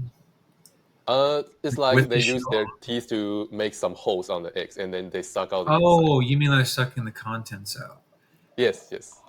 Yeah, I've never done that myself, Oh, but it's okay. it's a legit strategy. It allows you to get from the egg. It also keeps you from making a mess because it stays in the Oh, egg. yeah, good point. All right, we have kind of covered that before, but let's talk a little more about your thoughts on mainstream stance on raw meat. So let Okay. me talk about mainstream stance first. So basically, people are going to think, oh, there are parasites, bacteria on raw meat, and it's ridiculously dangerous if you eat that. So Hmm. first of all, do you think there are always parasites and bacteria on raw meat? There is always bacteria no matter where you go in life, as a fact of life, whether you like it or not. As for parasites that would actually hurt you, I think there are too many people who have maybe the word germophobia is the wrong thing to say, but it's like this anxiety that something is going to infest or harm them, and it only exists because someone told you about it. If no one ever mentioned these things to you, you go about your daily life like it never happened. And in most cases, there'd be nothing wrong with you because that's just how life works. So a majority of it, I think, is it's like a it's like a superstition that's reinforced by people thinking this is bad or having unexplained reasons why they got sick. I wager that most cases of food poisoning, the doctors don't actually know what made you sick. All they know is that the test showed a certain bacteria was present. That's one factor, not all of them.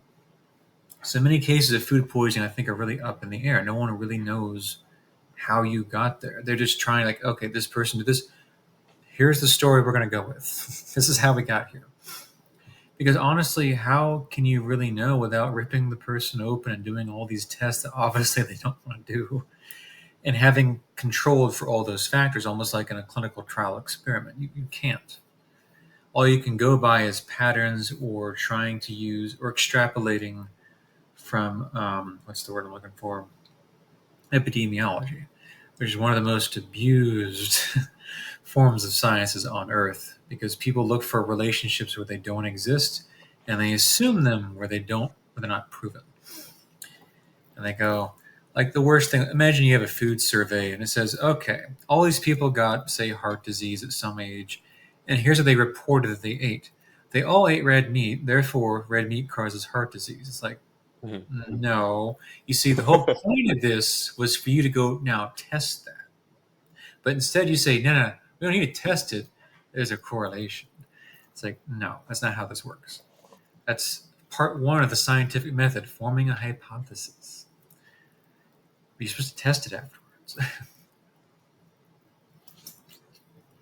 Yeah, I guess people just have a lot of superstitions. It's reinforced because they're brought up in it. Like, Mhm. when I started eating raw meat, so many people at first, they were freaking out family wise around me. And the longer they realized that I was still here, they're like, they'll never do it, but they stopped freaking out about it. Or I think it was about a year into carnivore, and I was on a collecting trip in a park in College Station for collecting insects. And somehow the subject of diet came up. And the guy's like, "Wait, you don't eat any fruits to vegetables?" I'm like, "No," he's like, "but you'll die." And I kind of stood there. I'm like, I looked at him, he looked at me, didn't say a word. And eventually he realized what I was doing. He's like, "You're alive, aren't you?" I'm like, "Yes, I am. It's been well over a year." Like, sometimes, like, you can't tell people what to believe. Sometimes the best evidence is you don't say anything at all. Things that happen, they happen, and there's nothing you can argue about. It's like something about this logic doesn't add up. Because if I'm going to die from this, why am I still here? Am I in better shape? Why am I healthy? Nice. So throughout your raw meat journey, do you think you have consumed parasites? I would not Or be surprised at some point. okay. But you are able to manage that your body for whatever reasons. That's Yeah, your take. there is no indication that I have a problem. There is no lagging of anything. There's no malnutrition, no sickness, no unexplained illnesses. They're not there. Mhm. So there have been some news saying that someone they got a bunch of parasites on their body after they ate some raw meat. What do you Mhm. make of that? Which kind of meat? I guess a common one is raw pork. Yes, you're about trichinosis. Yes. Now, pork, different subject than ruminants. They're more susceptible to stuff. I'd be more careful around pork. I've never been the biggest fan of pork myself. It's never agreed with me, I guess gut wise, throughout my entire life. But them, like the chicken, they're not like the ruminant with these multiple compartment stomachs and robustness. They're more likely to accumulate stuff like that. But it doesn't say it's like me is going to harm you. You can avoid those things if you want. It's totally fine. If you want to avoid those kinds of things, you're best off trying to get a pastured, pig. Anything conventionally raised, it's eating the worst things on earth that no one else wants to eat. That's why it's given to them. And they pick up everything. And I imagine it's also maybe some ancient wisdom here, such as biblical things. They avoided pork. And you gotta ask why. Is it really, did they know something? They just couldn't describe what the problem was? And it has certain, like the Bible describes, you can have certain foods that have certain appearances open to cloves and things like that. But there was probably more to it than just the basic description and why people were led to think those things or to pick them up as rules about diet. All right, let's talk a little bit about entomology. Mhm. So, according to your definition, what is it? What's an entomologist? An entomologist is someone who studies insects, arthropods. And that can mean a variety of things. It's one of those small kind of disciplines that has even smaller mini disciplines in it. Like you can have someone, they like a particular kind of beetle, and they will spend the rest of their life studying that beetle and nothing else. And they have a very small circle of people around them that share the same interest. So there's a lot of stereotypes. Like entomologist is closed off, introverted person, doesn't get around much. We're not all like that. The majority of insects on Earth are beetles, so the majority of entomologists tend to be beetle-liking people. I'm not one of those. I prefer social insects, the Hymenoptera, so ants, bees, and wasps. So the solitary species, as I mentioned, with the tarantula hawk. Hymenoptera, the order, which are ants, bees, and wasps, the most advanced of all insects. So everything that this world has put together through natural selection, that is the best they can offer when it comes to insects. They're the best organized, the most versatile, the most survivable. They take up almost every niche on Earth, and they dominate wherever they go. Ants being at the very top of that scale. It's amazing what ants can do all by themselves, just mostly through chemical recognition. And because I do pest control and I know so much about ants, I'm very good at it. A lot of people in pest control don't know how to deal with ants because they don't understand ants. And they try to rely on chemical this, chemical that. And they don't even know what the ant's doing, why it's there, why it showed up, how it's going to leave. It's like, if you understand them inside and out, you can leverage everything. Everything from climate conditions to physical exclusion, giving them different incentives, using baits appropriately. That's just controlling ants. People ask me, don't you feel bad? I'm like, there's a line to be drawn. I'm not here to wipe out nature. I'm here to hold a line in certain places within reason. And there's nothing wrong with that.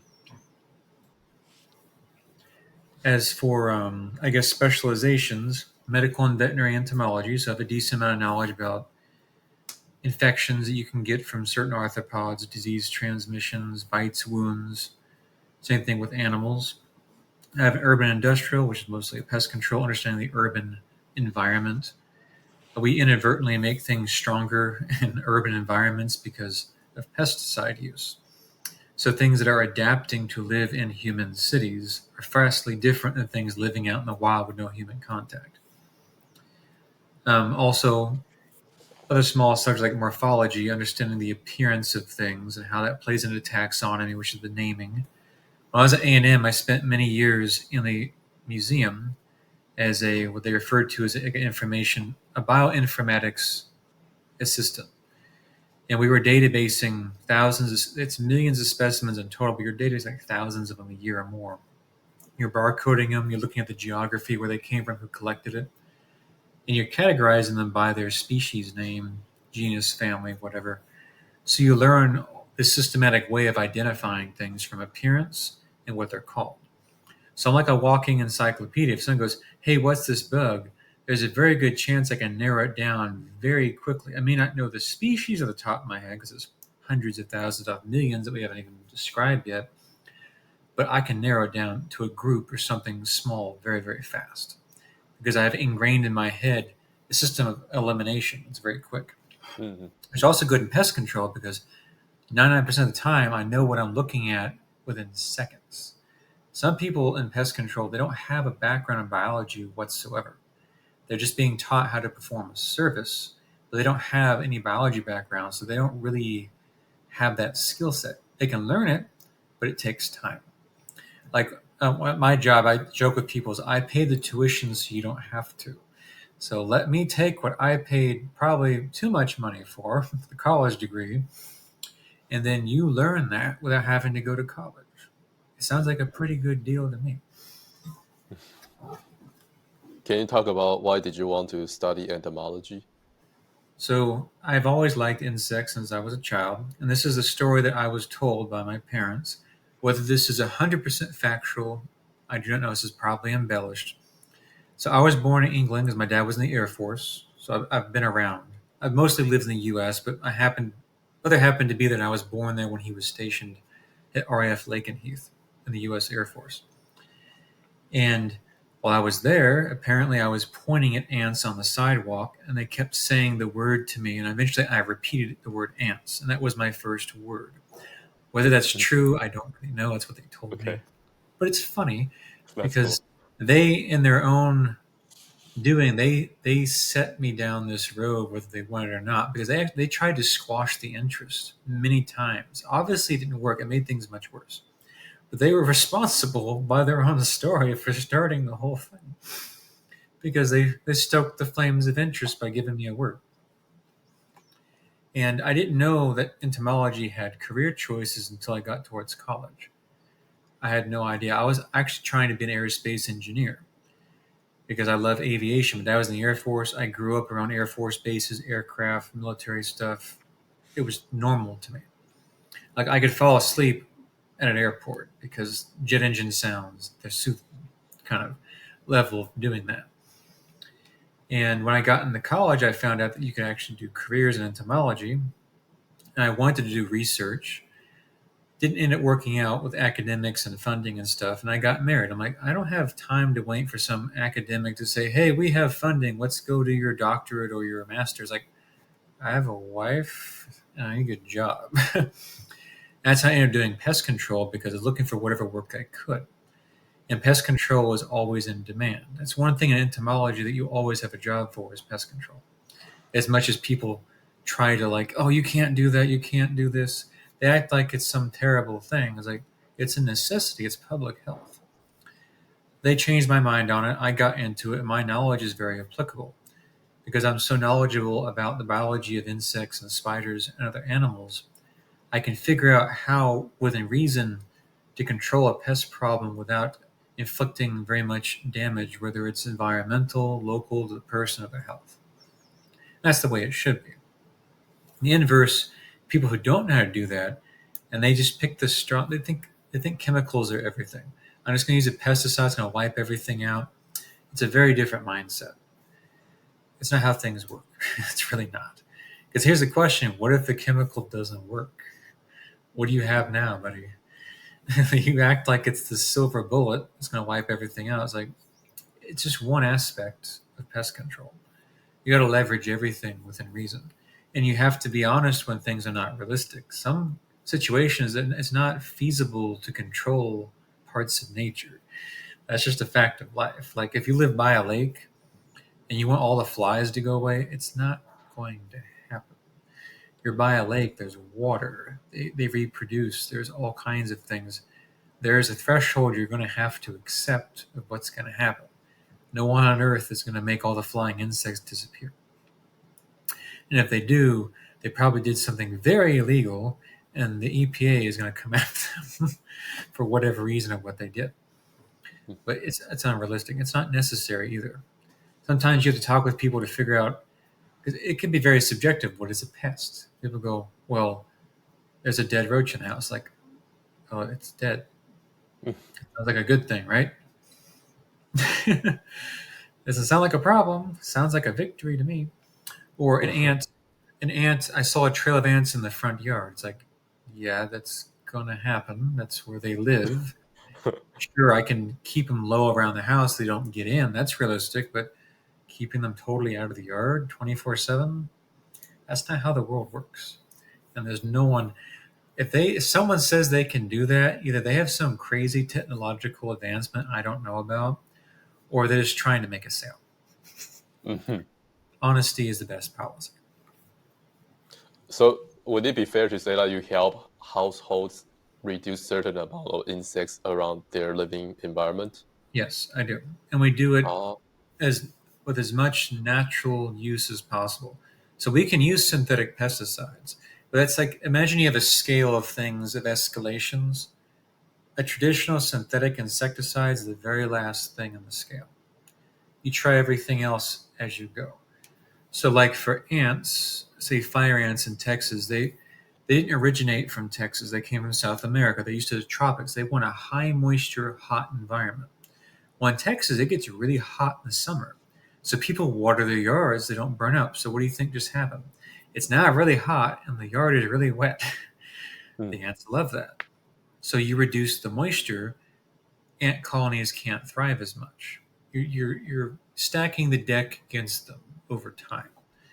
Or if you say, let's say you go after fire ants are a very successful invasive species. I've imported fire ants almost on every continent in the world now because of global commerce. Ships have moved around inadvertently by mistake.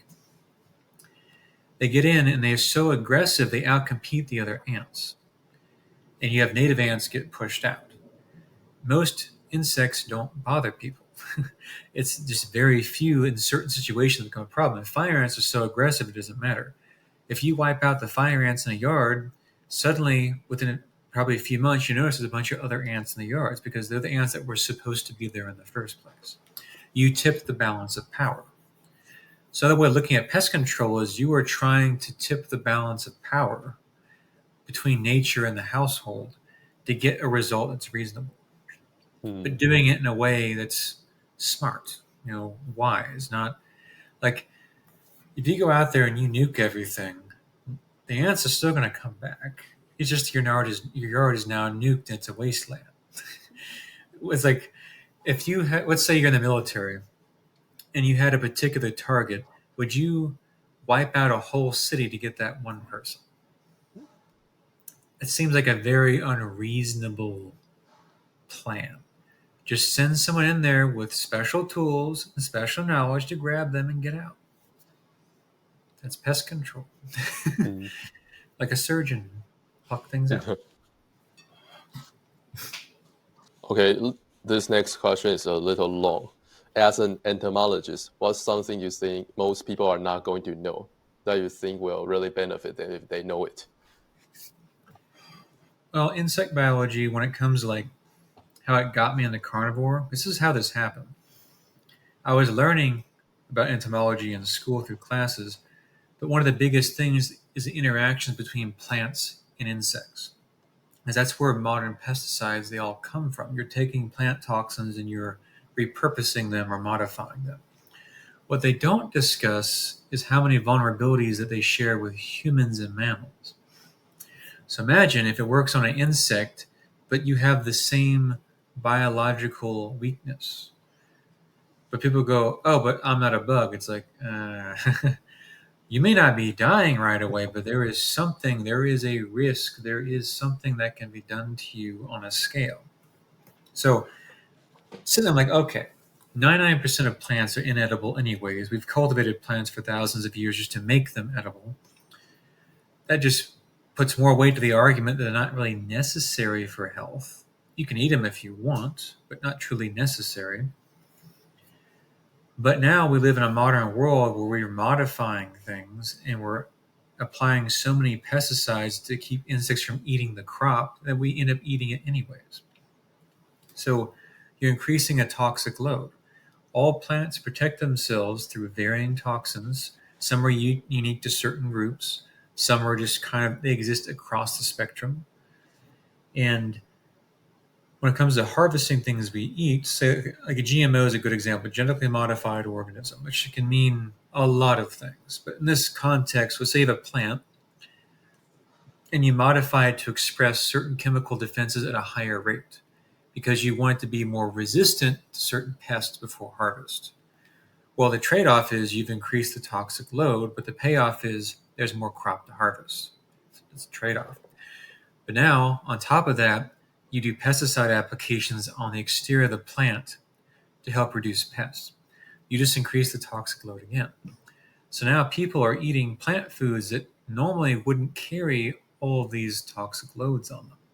So whatever damage they were doing is being increased, and it becomes more and more noticeable. It's like going from acute, from a chronic thing that may not have much of an issue to an acute thing. And that goes with any kind of exposure. And it's funny how that topic is kind of like shushed when it comes to how humans interact with them. And I was like, I feel like I'm learning something. I'm connecting dots that I shouldn't in college. Like, you ever feel like you're learning a subject that here's the direction that everyone's pushing you towards, but you're like, I'm going to walk this way and keep it to myself. Because there are certain things that get you blacklisted, like, oh, you can't give that person a job. They think it's political. They're too far off the deep end about this. Also, if you think about it, when it comes to getting grants, who do you think puts in a lot of money for entomologist research? Any guesses? I What guess do you think? I should say some food companies or something. Food companies and chemical producers because of pesticides. So if they're paying for your grant, what's the likelihood you're going to publish research that shows that their new chemicals or their new formulations hurt animals and people? Not very high, Mm-hmm. especially if you want to keep getting grants. That's the trouble. That's one of the things that I think people are more aware of it now. But when it comes to the sciences, you have to really be literate with publications. You can't just read the abstract and the conclusion. You need to know what they did, who funded it, what the data values actually mean, because people publish gibberish all the time. They're just publishing for the sake of publishing. And I hate that because it's a mentality. It's publish or die. And that's in the sciences where basically you don't exist, you don't get jobs unless you publish things. That incentive, unfortunately, results in quantity over quality. And people read a paper, even though the data, let's say the data is what it is, but the interpretation is totally wrong. The person will read the interpretation and think it's a fact. It's like, did you read the methods and materials? So you got to be careful with that. I think I'm on a tangent there. So yeah, so chemicals, there are a lot of things that insects and mammals and other fish and things, other animals across kingdoms share as a basis as not being a plant. So plants defend themselves against everything, whether it's an insect trying to eat them, whether it's a herbivore coming after them, which also happens to be a mammal, rodents, birds, all those. They don't want to be eaten. And most plants, as far as I know, can't get up and run away. They can't fight back. They can't sucker punch you or stab you. There are some unique plants that are carnivorous or ones that have thorns and things, but they're stationary. So otherwise, they use chemical defenses. My philosophy is simple: minimize the toxic load on your body in every way you can, starting with what you put in your mouth. If you can avoid eating something that has, whether you immediately notice it or not, some long term toxic issue, why would you eat it? It's like, why? Just minimize it. Doesn't mean you can't have those things, but long term, you don't know what the results are. In long term, you may end up damaging something you can't fix. Like there are example would be lectins. So have you heard of the phrase intestinal permeability? Yeah, so your intestine is designed to allow certain things to pass into your body through digestion. What lectins do is they actually travel through the gut of their target and they punch holes or they alter the space between cells. And that can allow things to get in that aren't supposed to get in. It's like a compromising of your immune system. That's very intentional because the plant wants you to stop eating it, to either be dead, crippled, or maimed, because then you will stop. And while it may not happen immediately because you're a bigger animal, not an insect, it's still having the same effect over time, which is not noticeable immediately. And you may admit consuming something for a long period of time and have it damage to an organ that you didn't even notice because it takes forever for a symptom to show up. Like your liver can be heavily necrotized, and you won't have any symptoms. Like people who have like alcoholic fatty liver or just fatty liver disease, their liver is diseased in so many ways, and there's not like a very obvious like symptom for it or a failure of the liver because the liver is such a redundant and let's say robust is probably the better word, robust organ. And it's very important because it filters the blood. So naturally, if you imagine, if you eat things that have a very high toxic load over time, you're overworking your liver. You don't want to do that. The thing that filters your blood, you want that to be as healthy for as long as possible. That's also another reason why, let's say if you eat an animal's liver and that thing was conventionally raised on a bunch of artificial stuff, the liver usually tastes nasty. That's because you're eating a liver that was probably well overworked and filtered a lot of crap that the animal didn't need. Whereas a younger animal or one that's been fed appropriately, it's eating what it would naturally, has a very different texture or flavor to it. Like beef liver is a good example. Like I've had beef liver where it tastes sweet. And then people go, "What do you mean it tastes sweet?" Liver is supposed to be this thing on a plate that you eat with onions to make it palatable. It's probably because you haven't had liver that's grass-fed and finished. Now, is it always super sweet? No. And in my case, because I don't eat sugar, my palate is different. What tastes good to me changes. Like if you're accustomed to eat a lot of sugar all the time, if you try to eat something plain, it has almost no taste to you because your taste buds are so altered. It doesn't recognize those things the same way. Have you tried many different kinds of organ meats? Yeah, I've had liver, I've had heart, had kidney.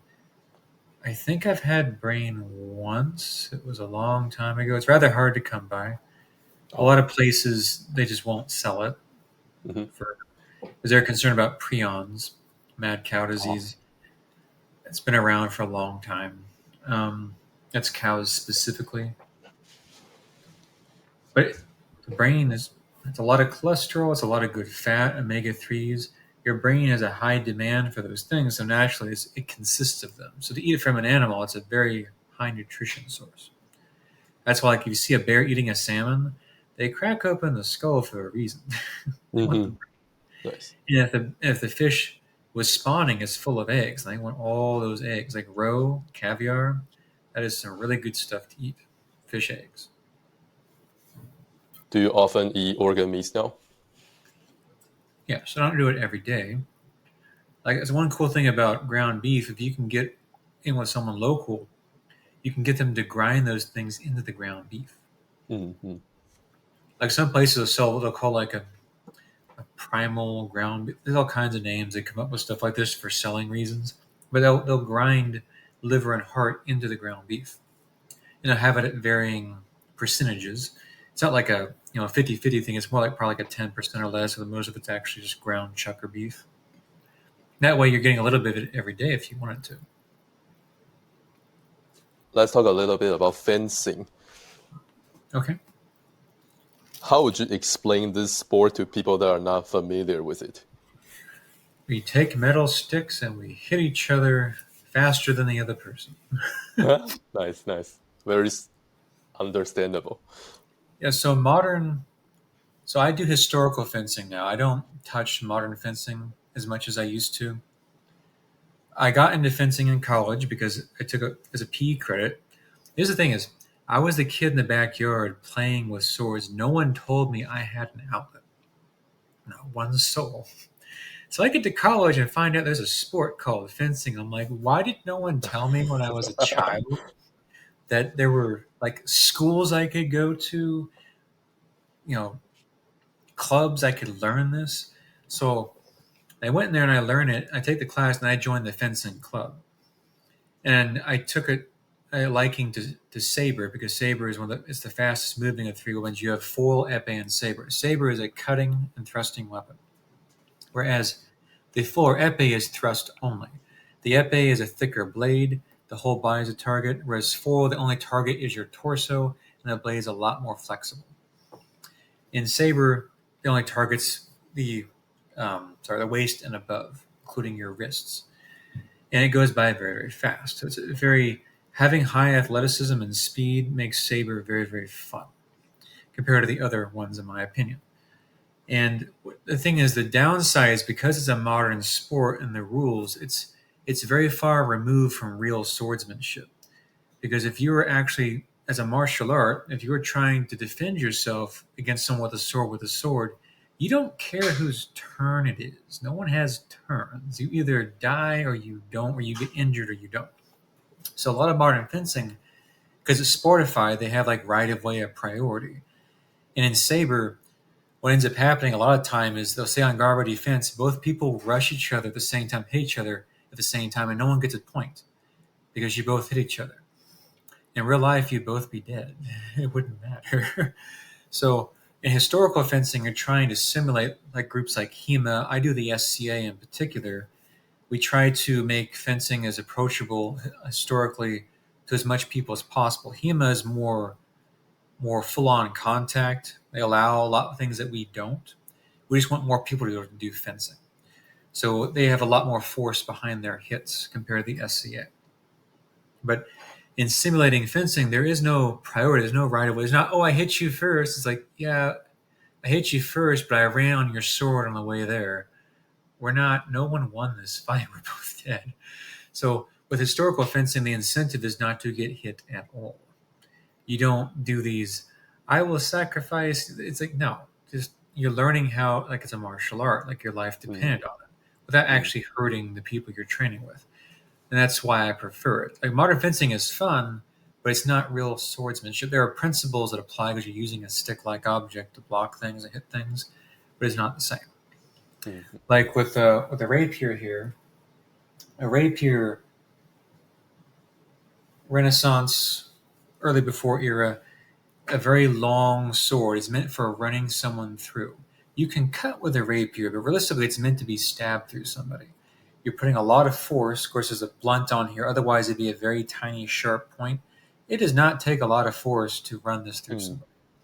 Mm-hmm. If you're trying, you can like go straight through someone's skull if you wanted to. So because it's a pointed weapon, the mechanics of how you protect yourself against one and use one against someone is different than a cutting weapon. Like with a saber, they're expecting you to cut, so they will come across where you block this way, you block that way, you protect your head. With a rapier, this is coming out, it's mostly pointed at the opponent.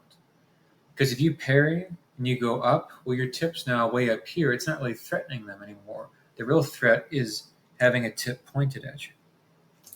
So most people, when they're blocking, they're trying to block while keeping the tip pointed at the person's face. Mm-hmm. So it's closer to epee and foil compared to saber and modern fencing.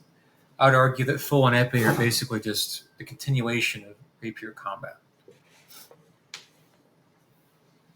And I have a particular style that I use most commonly. People will have different like weapons they use, second hands. People will carry shields. I have a cloak. Some people have daggers. I prefer a dagger, on the other hand, because I use it like a shield that can fight back. Mm. And most people will fence with the sword out and the dagger back here as a backup. I have it the other way around, but the dagger's in the front, like a shield, and the sword's in the back. So as soon as I catch your blade, this is free. And you don't know how far I can reach because it's backwards. You can reach really far with this. I think you lost your video there. And we're back. Okay. Yep. And the historical fencing, it's an interesting skill set because there's athleticism and there's skill. If you can combine them, you're almost unstoppable. But then there are people who aren't very athletic, but they're very, very skilled. They're the scary people because they don't have to be fit. They just know exactly what their timing is perfect. You could be like me, running around like this, and some dude that's maybe overweight a bit can't move or he's old, but he knows exactly where to position the sword at all times, and they're not bothered by anything that you do. Defense, I am aggressive. I get as close as I can to you with a dagger out like this, and I am poking and prodding and going around you like a tarantula hawk fighting a tarantula or hunting one. And it's very provocative until you make a mistake. Otherwise, I'm not moving and I'm deflecting everything that you do. That's how I approach it. It's just one of many ways you can fence with a rapier. But yeah, people who are well experienced, they don't have to move much. They're the scary people because you realize nothing phases them. You're like, nothing I'm doing is getting through. They're not reacting the way I want. I don't know what they're capable of. It's like, imagine you get like some crazy weapon and point at someone, and they're just like, and? You're like, what do you mean, and? You're not afraid? You're not threatened? That's what it feels like, but with a sword pointed back at you. Yeah, I guess you have talked about this a little bit already. You think that maybe your diet helps with your endurance, right? Yeah. When it comes to fencing. Do you think it helps you in other ways when it comes to fencing? Like other athletic endeavors? I mean, like when it comes to fencing, your diet, how does it help with your performance aside from endurance? So I think I mentioned that earlier. There's no brain fog. There's no crash or sugar crash. You're used to running on fat, so it seems like your limit isn't energy. It's how much can you fatigue your muscles before they just don't want to work anymore. Okay, nice. Yeah. And also it's great for fencing because of mental clarity. So when you're having brain fog and sugar crash, your brain, it's like it's skipping a beat. It's hard to concentrate. And if you're fencing and you're whipping swords around, that is the last situation you need to be in when your head's not on straight, because you have to be able to react. Like, not necessarily thinking, you are just cognitively reacting and proactive. It's all muscle memory, mind memory. And if your sense of awareness is like you're in a haze, that's not a good place to be if you're having a martial combat situation. You want to be as alert as possible. And because of fasting and the carnivore diet, keeping your blood sugar stable all the time, your mood is normal, you don't have those crazy swings that can affect that. It's Mm. just gone. Whereas someone, let's say they hyped up on an energy drink and we're halfway through the tournament match and they start, Mhm. they're kind of hosed because now they're in a haze, they're getting brain fog, their cognition is lowering, they're making more mistakes because their awareness is not where it could be. Mm. Even though they maybe have the athletic ability, but the mental clarity is gone. Mm. And I found in college, it's funny, the 1 meal a day thing happened it was an accident. I was so busy during the day, it was simpler just to eat once a day. I did not realize this was something called OMAD, which is 1 meal a day. Mm. It's a fasting strategy. And I noticed that when I was like this, schoolwork, concentration, grades, they improved. It Nice. was easier to focus, easier to learn because I wasn't crashing out on sugar every few hours and having to eat this and eat that. I'm like, wow, this is a huge difference. Mm. Which for some people it can be bad because you have those people that are like night owls that never go to sleep. You could do that. You eventually will have to go to sleep, but your mental clarity doesn't go away. Some people they take that a little too far, but it's definitely an advantage in that regard. Mm. I guess you have come across a decent number of people who don't really live an optimal lifestyle, but they can perform pretty well at fencing. What are your thoughts on that? If you have come across this kind of people. They're doing something right somewhere. So imagine there's athletic ability, then your overall health, and not the same thing. Someone could be hyped up on steroids. They have a crazy jacked appearance, but internally something is going awry. It may not be obvious over time. Your, say, adrenal fatigue, you're damaging an organ, that could be happening. So you can't always correlate outward appearance with internal health. You would like to. In most cases, yeah, the person's fit, they're probably a lot healthier than most people. But not everything is obvious in that regard. Now, compared to someone that's very obese, it's very obvious something is off. They have a lot of weight on them. There's probably certain disease aspect coming with that, but it's more of an obvious outward thing. I think people sometimes they just assume too much when they see someone that looks fit. It's like, oh, there might be something wrong. You just don't know. They're just better off than most people. And trying to think, where was I with that? Athletic performance. So that is not. Just because I function well with what I do does not mean that you cannot use sugar or carbohydrates for performance. Some people do it very well, but you notice they're not eating it all the time. They're eating it, say, right before a performance of some kind where they're trying to get something out of it. And it's a certain duration. Depends on what you're trying to do. If you're trying to go for endurance long term, that's not going to work out for you. But things that have short bursts of energy, it's perfectly fine because you just got a bunch of glycogen stores stuck up from all the sugar that you ate. But again, you don't have to do that. It's a trade off. It's like it's a joke I've always thought of. Ever watched The Fast and the Furious? No. Here in the States, it's a series of racing car movies, and they'll customize their cars. They'll have like a nitrous booster, so you could think of like a temporary sugar intake as a nitrous, but it runs out eventually. It's not the normal fuel of the car, so you could use it in its context. But if you're trying to use the nitrous all the time, it's not the appropriate fuel, and you're burning things out. Things aren't being used properly, like when you have a high blood sugar, you're technically aging your body faster. Like an example would be denaturation of proteins. The higher your blood sugar is consistently, the faster the sugars are denaturing different cells in the body. Do that long enough, it causes aging. It speeds up the process of things decaying and breaking down. So there's trade-offs to stuff. It doesn't mean you can't do that. It's not impossible, but those things do exist. But I would wager the trade-offs in my case for endurance, it's better to just have a fat adapted body and run on being fasted, eating fat. It's just better. So I guess you're not active on social media anymore? I do, but I lurk. Like I'm anonymous. I Really? read things. I don't comment. I don't say anything. I just, oh, that's funny, or That's Oh, interesting. I don't okay. engage. But I I just guess you used to be more like out there. yes, I used to be very active on my Twitter, and I just got burned out. Like it's not necessary. It's a social app. It's not real life. Things out of your control.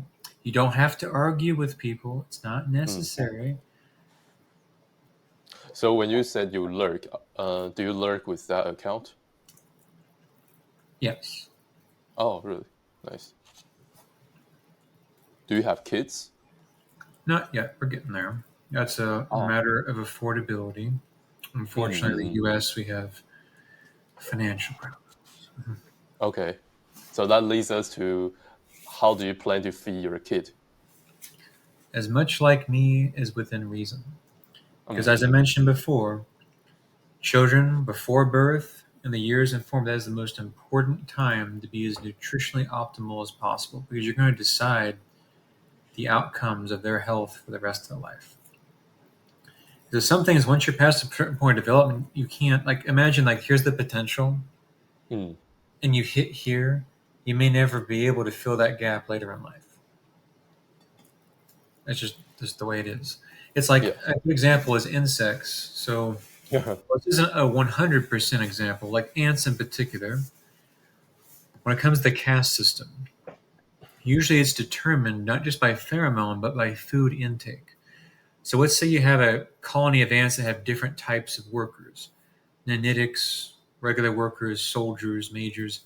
Depending on how well they're fed as a larva, their phenotype changes. They Mm. become something different.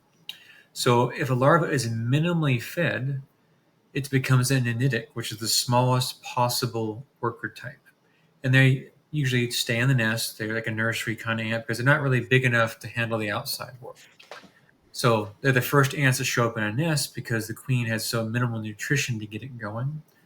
But that's how it works. It's a system of it's like a food system. The queen, her job is to reproduce herself. So she makes a caste system of ants to bring in nutrition for her to make more of her. That's a way of looking at an ant colony. So let's say you have new ants bringing more food in because the queen obviously can't leave and do that herself in most cases. More food's available, the larvae are fed better, their phenotypes change, become different types of the caste of the worker. And the larvae that are fed the best under certain circumstances become new queens because they receive the proper nutrition to cause those changes. Same thing, as much as many people would probably frown at this conversation, it will bother them. Depending on your nutrition as a kid, certain things will develop or not develop as best as they could. Now, we don't have a caste phenotype system because we're not ants, but the same principle applies. If you're underfed, not given certain things, as a kid, you should not be surprised if certain potentials don't get reached that you definitely Mm. could have hit if you were fed a certain way. So, all the parents out there, don't take this personally, but feed your children as best as possible because that ultimately is going to decide a lot of things in their life. That can be touchy because certain people can't afford certain things. I say get rid of the things that you don't need so you can afford the things that you do need and you should do. Cut all the waste and the crap out. It's not worth it. Think about tomorrow and not today. Very important. Give your children, not only are you trying to raise them so they can, you know, interact and survive in society socially, but when it comes to physicality, give them everything they need as much as possible. Give them the Mm. best chance that you can. Don't sleep on things like this. Don't just say, oh, that doesn't matter. Like, oh, yes, it does. It very Yeah. much does matter. I feel like your teeth and your height are two pretty huge ones. Yes, if you're underfed, you probably will not ever reach the max height that you could have had. And your teeth, of course, not just being under nutritionally fed, but eating things in excess that cause decay, they cause them to malform. And that's why you get all these teeth that are not where they should. The jaw Mm. was not properly spaced, did not grow at a rate it was supposed to. As the teeth come in, They're crooked because they're trying to grow, but they don't have the room or the appropriate spacing. Nice. It's funny, you see, that means that about 90% of dentistry doesn't have to exist. Hmm. And they hear that like, oh no, you can't say that. It's like, think about it. If people, if the majority of people consumed an appropriate diet, you wouldn't go to a dentist for cavities. It Yeah. would never happen. So the dentist's only purpose, for the most part, would be dental surgery. Because let's Hmm. say someone knocks your teeth out, you fall, and you hit your face. You can't necessarily prevent that with nutrition. So it is what it is. It's like getting hit by a car. Well, I don't care how fit you are. You get hit by a car, something is going to break. Hmm. That's why the surgeon exists. Hmm. But the standard dental approach of prevention only exists because of the bad habits of people. And a lot of medicine is like that too. They're just managing the bad habits instead of eliminating them. They're giving them ways to lessen the negative impact of the bad habits, which is not a good Hmm. incentive. It's just like, oh, here's the band aid, just come back in next week. But you keep ripping the wound open. It's like, bro, why are you doing that? It's dumb. Quit injuring yourself. Andrew, can you talk about what are your goals? Goals. Actually, I had to write this down to make sure I remember these. Nice. So for one, I want to live as long as possible. It's a very cliche thing, but I want to live as functionally long as possible. I have observed what happens in nursing homes of grandparents, and the way that people are fed and taken care of in a nursing home. I never ever want to end up in that situation. Being old is one thing, it's great you got there, but if you can't even function, like you're basically on life support, that's not living, man. It doesn't have to be that way. Hmm. You can be in your 70s, 80s, and 90s and be a spry person because you took care of yourself. But then the way healthcare is in the United States and the incentives and things, what ends up happening is someone, whether they just develop Alzheimer's, they have really bad diabetes, which go hand in hand because it's a progression. Alzheimer's can basically be looked at as a progressive disease through diabetes, and what happens to diabetes happening to the brain. Is diabetes damaging the brain? You put them in a nursing home where they're fed the exact thing that they're not supposed to be eating because that's the meal plan and what they can pay Hmm. for. And they sit there in a nursing home and they keep declining and declining and declining. It accelerates. And me, as the kid, outside observer, there's nothing I can do about it. That may be really angry as a child. Let's just put it that way. Because let's say as a teenager, knowing what I knew, what I had learned, becoming a young adult about nutrition, the fact that there was nothing I could do to stop that, because it totally depended on the person and the care they were receiving. And I had no part in it. Never want to be in that situation. Hmm. That's sad. It happens a lot in the US is you have your grandparents and they get sick and ill, and it's like putting them in a daycare. But they're in someone else's hands and not yours or your family. It's just kind of like you've shirked off the responsibility. But now they're at the mercy of whatever that system is. It's very, very sad. And also, of course, I want to be as functional for as long as possible because I want to be an asset to people. I want to, Hmm. when I have kids, I want to be able to play with them, train them, grow with them. I don't want to be the dad that's stuck on the couch because he can't get up because he's too ill to move around. He didn't make good choices. He can't protect his family. He can't get up and move when it counts. I don't want to be that guy. I want to be in that situation. I feel like some people may also frown at this. I believe it's my duty, my obligation as a man and a husband to be as prepared as possible to do what needs to be done in any given situation. Whether it's protecting my family, whether it's being able to raise and help play with kids and move them around, change the tire on something, help someone on the side of the road, help the neighbor. I can't do that if I'm sick and dying on a couch. Hmm. It's not going to work that way. So become as dependable as possible by being as independent as you can. Because you've got the good health, you've got the good nutrition, you're functional, you're strong, you're a lot more capable. That makes life worth living. Being a vegetable is not, that's not fun. Anything else when it Oh, comes to your goal? I got a list. So, of course, I want to reach my physical performance potential. I'm sure there was probably a peak that I could have had if I had made changes earlier in life. But I Mhm. want to see as far as I can go throughout life, whether it's in the gym, whether it's getting good at certain things. I do want to become a very highly regarded and skilled fencer. I think I'm rather Nice. decently skilled, but I like it's a competition. It's fun. I want to go around and say, who is the best person you have? I want to fight them. I might lose, but that's the fun of it. It's experience. Like, okay, I now have something to learn. Of course, you always have something to learn. You're never truly the master of anything. There's always someone that's better than you. But that's the fun of that skill set. And the cool thing about the SCA is they divide the world into kingdoms. They prop up their best fighters. Like, I just want to travel and challenge everybody.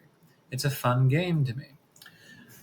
Of course, aside from that, having children, raising children, and maintaining a beautiful, wonderful marriage for the rest of my life. That's the way it should be. Hmm. Oh, and of course, this is like a side quest. I would like to get a private pilot license. That was in the Air Force. I like flight. Oh. Um, I've always wanted to be. I wanted to be a fighter pilot when I was a kid. The trouble is, I have slight color blindness. So in one of my eyes, there's a certain hue of purple and blue that I can't tell the difference. But unfortunately, that's enough to automatically disqualify Hmm. you from being a Hmm. fighter pilot because you have to have perfect vision, perfect everything. That doesn't mean I can't be a civilian pilot. It's just very expensive. Like the average, if you Oh. wanted to get your own private pilot license, I think in US dollars, it's like 15,000 from start to finish just to get your license. Hmm. Hmm. That's a huge expense to justify. And you're trying to Hmm. do other things, but maybe someday. I've seen people trying to they made a cool, like a hybrid esport where you have a flight simulator with a gamer, but there's a real pilot in the air that the GPS is attached to. And they call it something cup, like the Air One Cup or something like this. It's dogfighting. It's fighters using simulated combat. So you have a real pilot flying retired military jets, but the gamer on the ground has the weapon control. So the Hmm. pilot flies the plane for real in front of a stadium, whereas the gamer is like the weapons officer in a two-seat aircraft. The pilot lines up shots, but the gamer has to pull the trigger to make it work. So they work together. Like if I Hmm. could get a private pilot license and get the ratings and be allowed to do that even once in my life, it'd be like a bucket list. Getting to do Oh. like a mock aerial dogfight in a jet without being in the military, that would be like a bucket list item right there. Nice. Very huge fan of stuff like that. The Jet One Cup, that's what it's called. I'm sure the insurance for that kind of stuff is insane. Hmm. Like for the liability and everything, having retired fighter jets, pilots, and teams. It's like NASCAR on steroids. Do you remember what was your last interview? Oh man, it's been like you're the first person that's asked in a very, very long time. Why do you think that is? Well, like I said, I kind of shirked away from social media. I didn't make a point to put myself out there. If people, I'm one of those. If Hmm. people want to, they can ask. I'm not. I don't make a point to be visible to everybody. Hmm. I just because I don't prefer being the center of attention. It's just not who Hmm. I am. Hmm. And of course, no fault of their own, but people on social media doing carnivore, some are doing it as influencers. Some they're just sharing about their life, and I just didn't see a reason to do that. Like if people want to ask me questions, I'm happy to answer them. If people want to call me, that's totally fine. But I'm not going out of my way to put myself out there and get a bunch of attention for it. Not that other people are doing a bad thing. Like Hmm. I know plenty of people, like Dr. Shawn Baker. Met him at the first carnivore conference. That dude is tall. Have you Hmm. ever seen Dr. Shawn Baker? Have I what? Seen him? Have you met Shawn Baker? Like dude, Uh, he's huge. I didn't actually see him before, but I was interviewed by him before. He interviewed you. Yes. Okay, yeah, he's if you ever sit next to him, like it's like whoa, like That's I'm like cool. almost 6 foot. And I'm like this guy is giant. So he was I might be some of my facts may be off here, but he was in the Air Force. He was he was a surgeon that worked in combat situations overseas during Afghanistan, Iraq, and whatnot. Came back to the United States, had his own practice license and everything, but the hospital ended up trying to get rid of him because he was advocating lifestyle changes and not surgery, which of course means they Hmm. were losing money. Hmm. He's a cool guy. He's Nice. probably, I would argue that he is probably the most central figure that kicked off the trend of carnivore, at least in the United States, and still maintains it. Nice. He's still very much still relevant. Yeah, he is Hmm. very athletic. He performs very, very well. He's a very smart guy. I wonder how big he is. Now that you said that. I might be wrong, but he probably weighs like 240, 250 or something. He's like all muscle, dude. Hmm. He's Nice. jacked. That means he's a good example. Yes, if I recall, he likes to set records on rowing Uh, machines, nice. and he's pretty good at that. All right, Andrew. So, given that I'd say a good amount of people know about you in the me-based community, so do you have some messages to those people?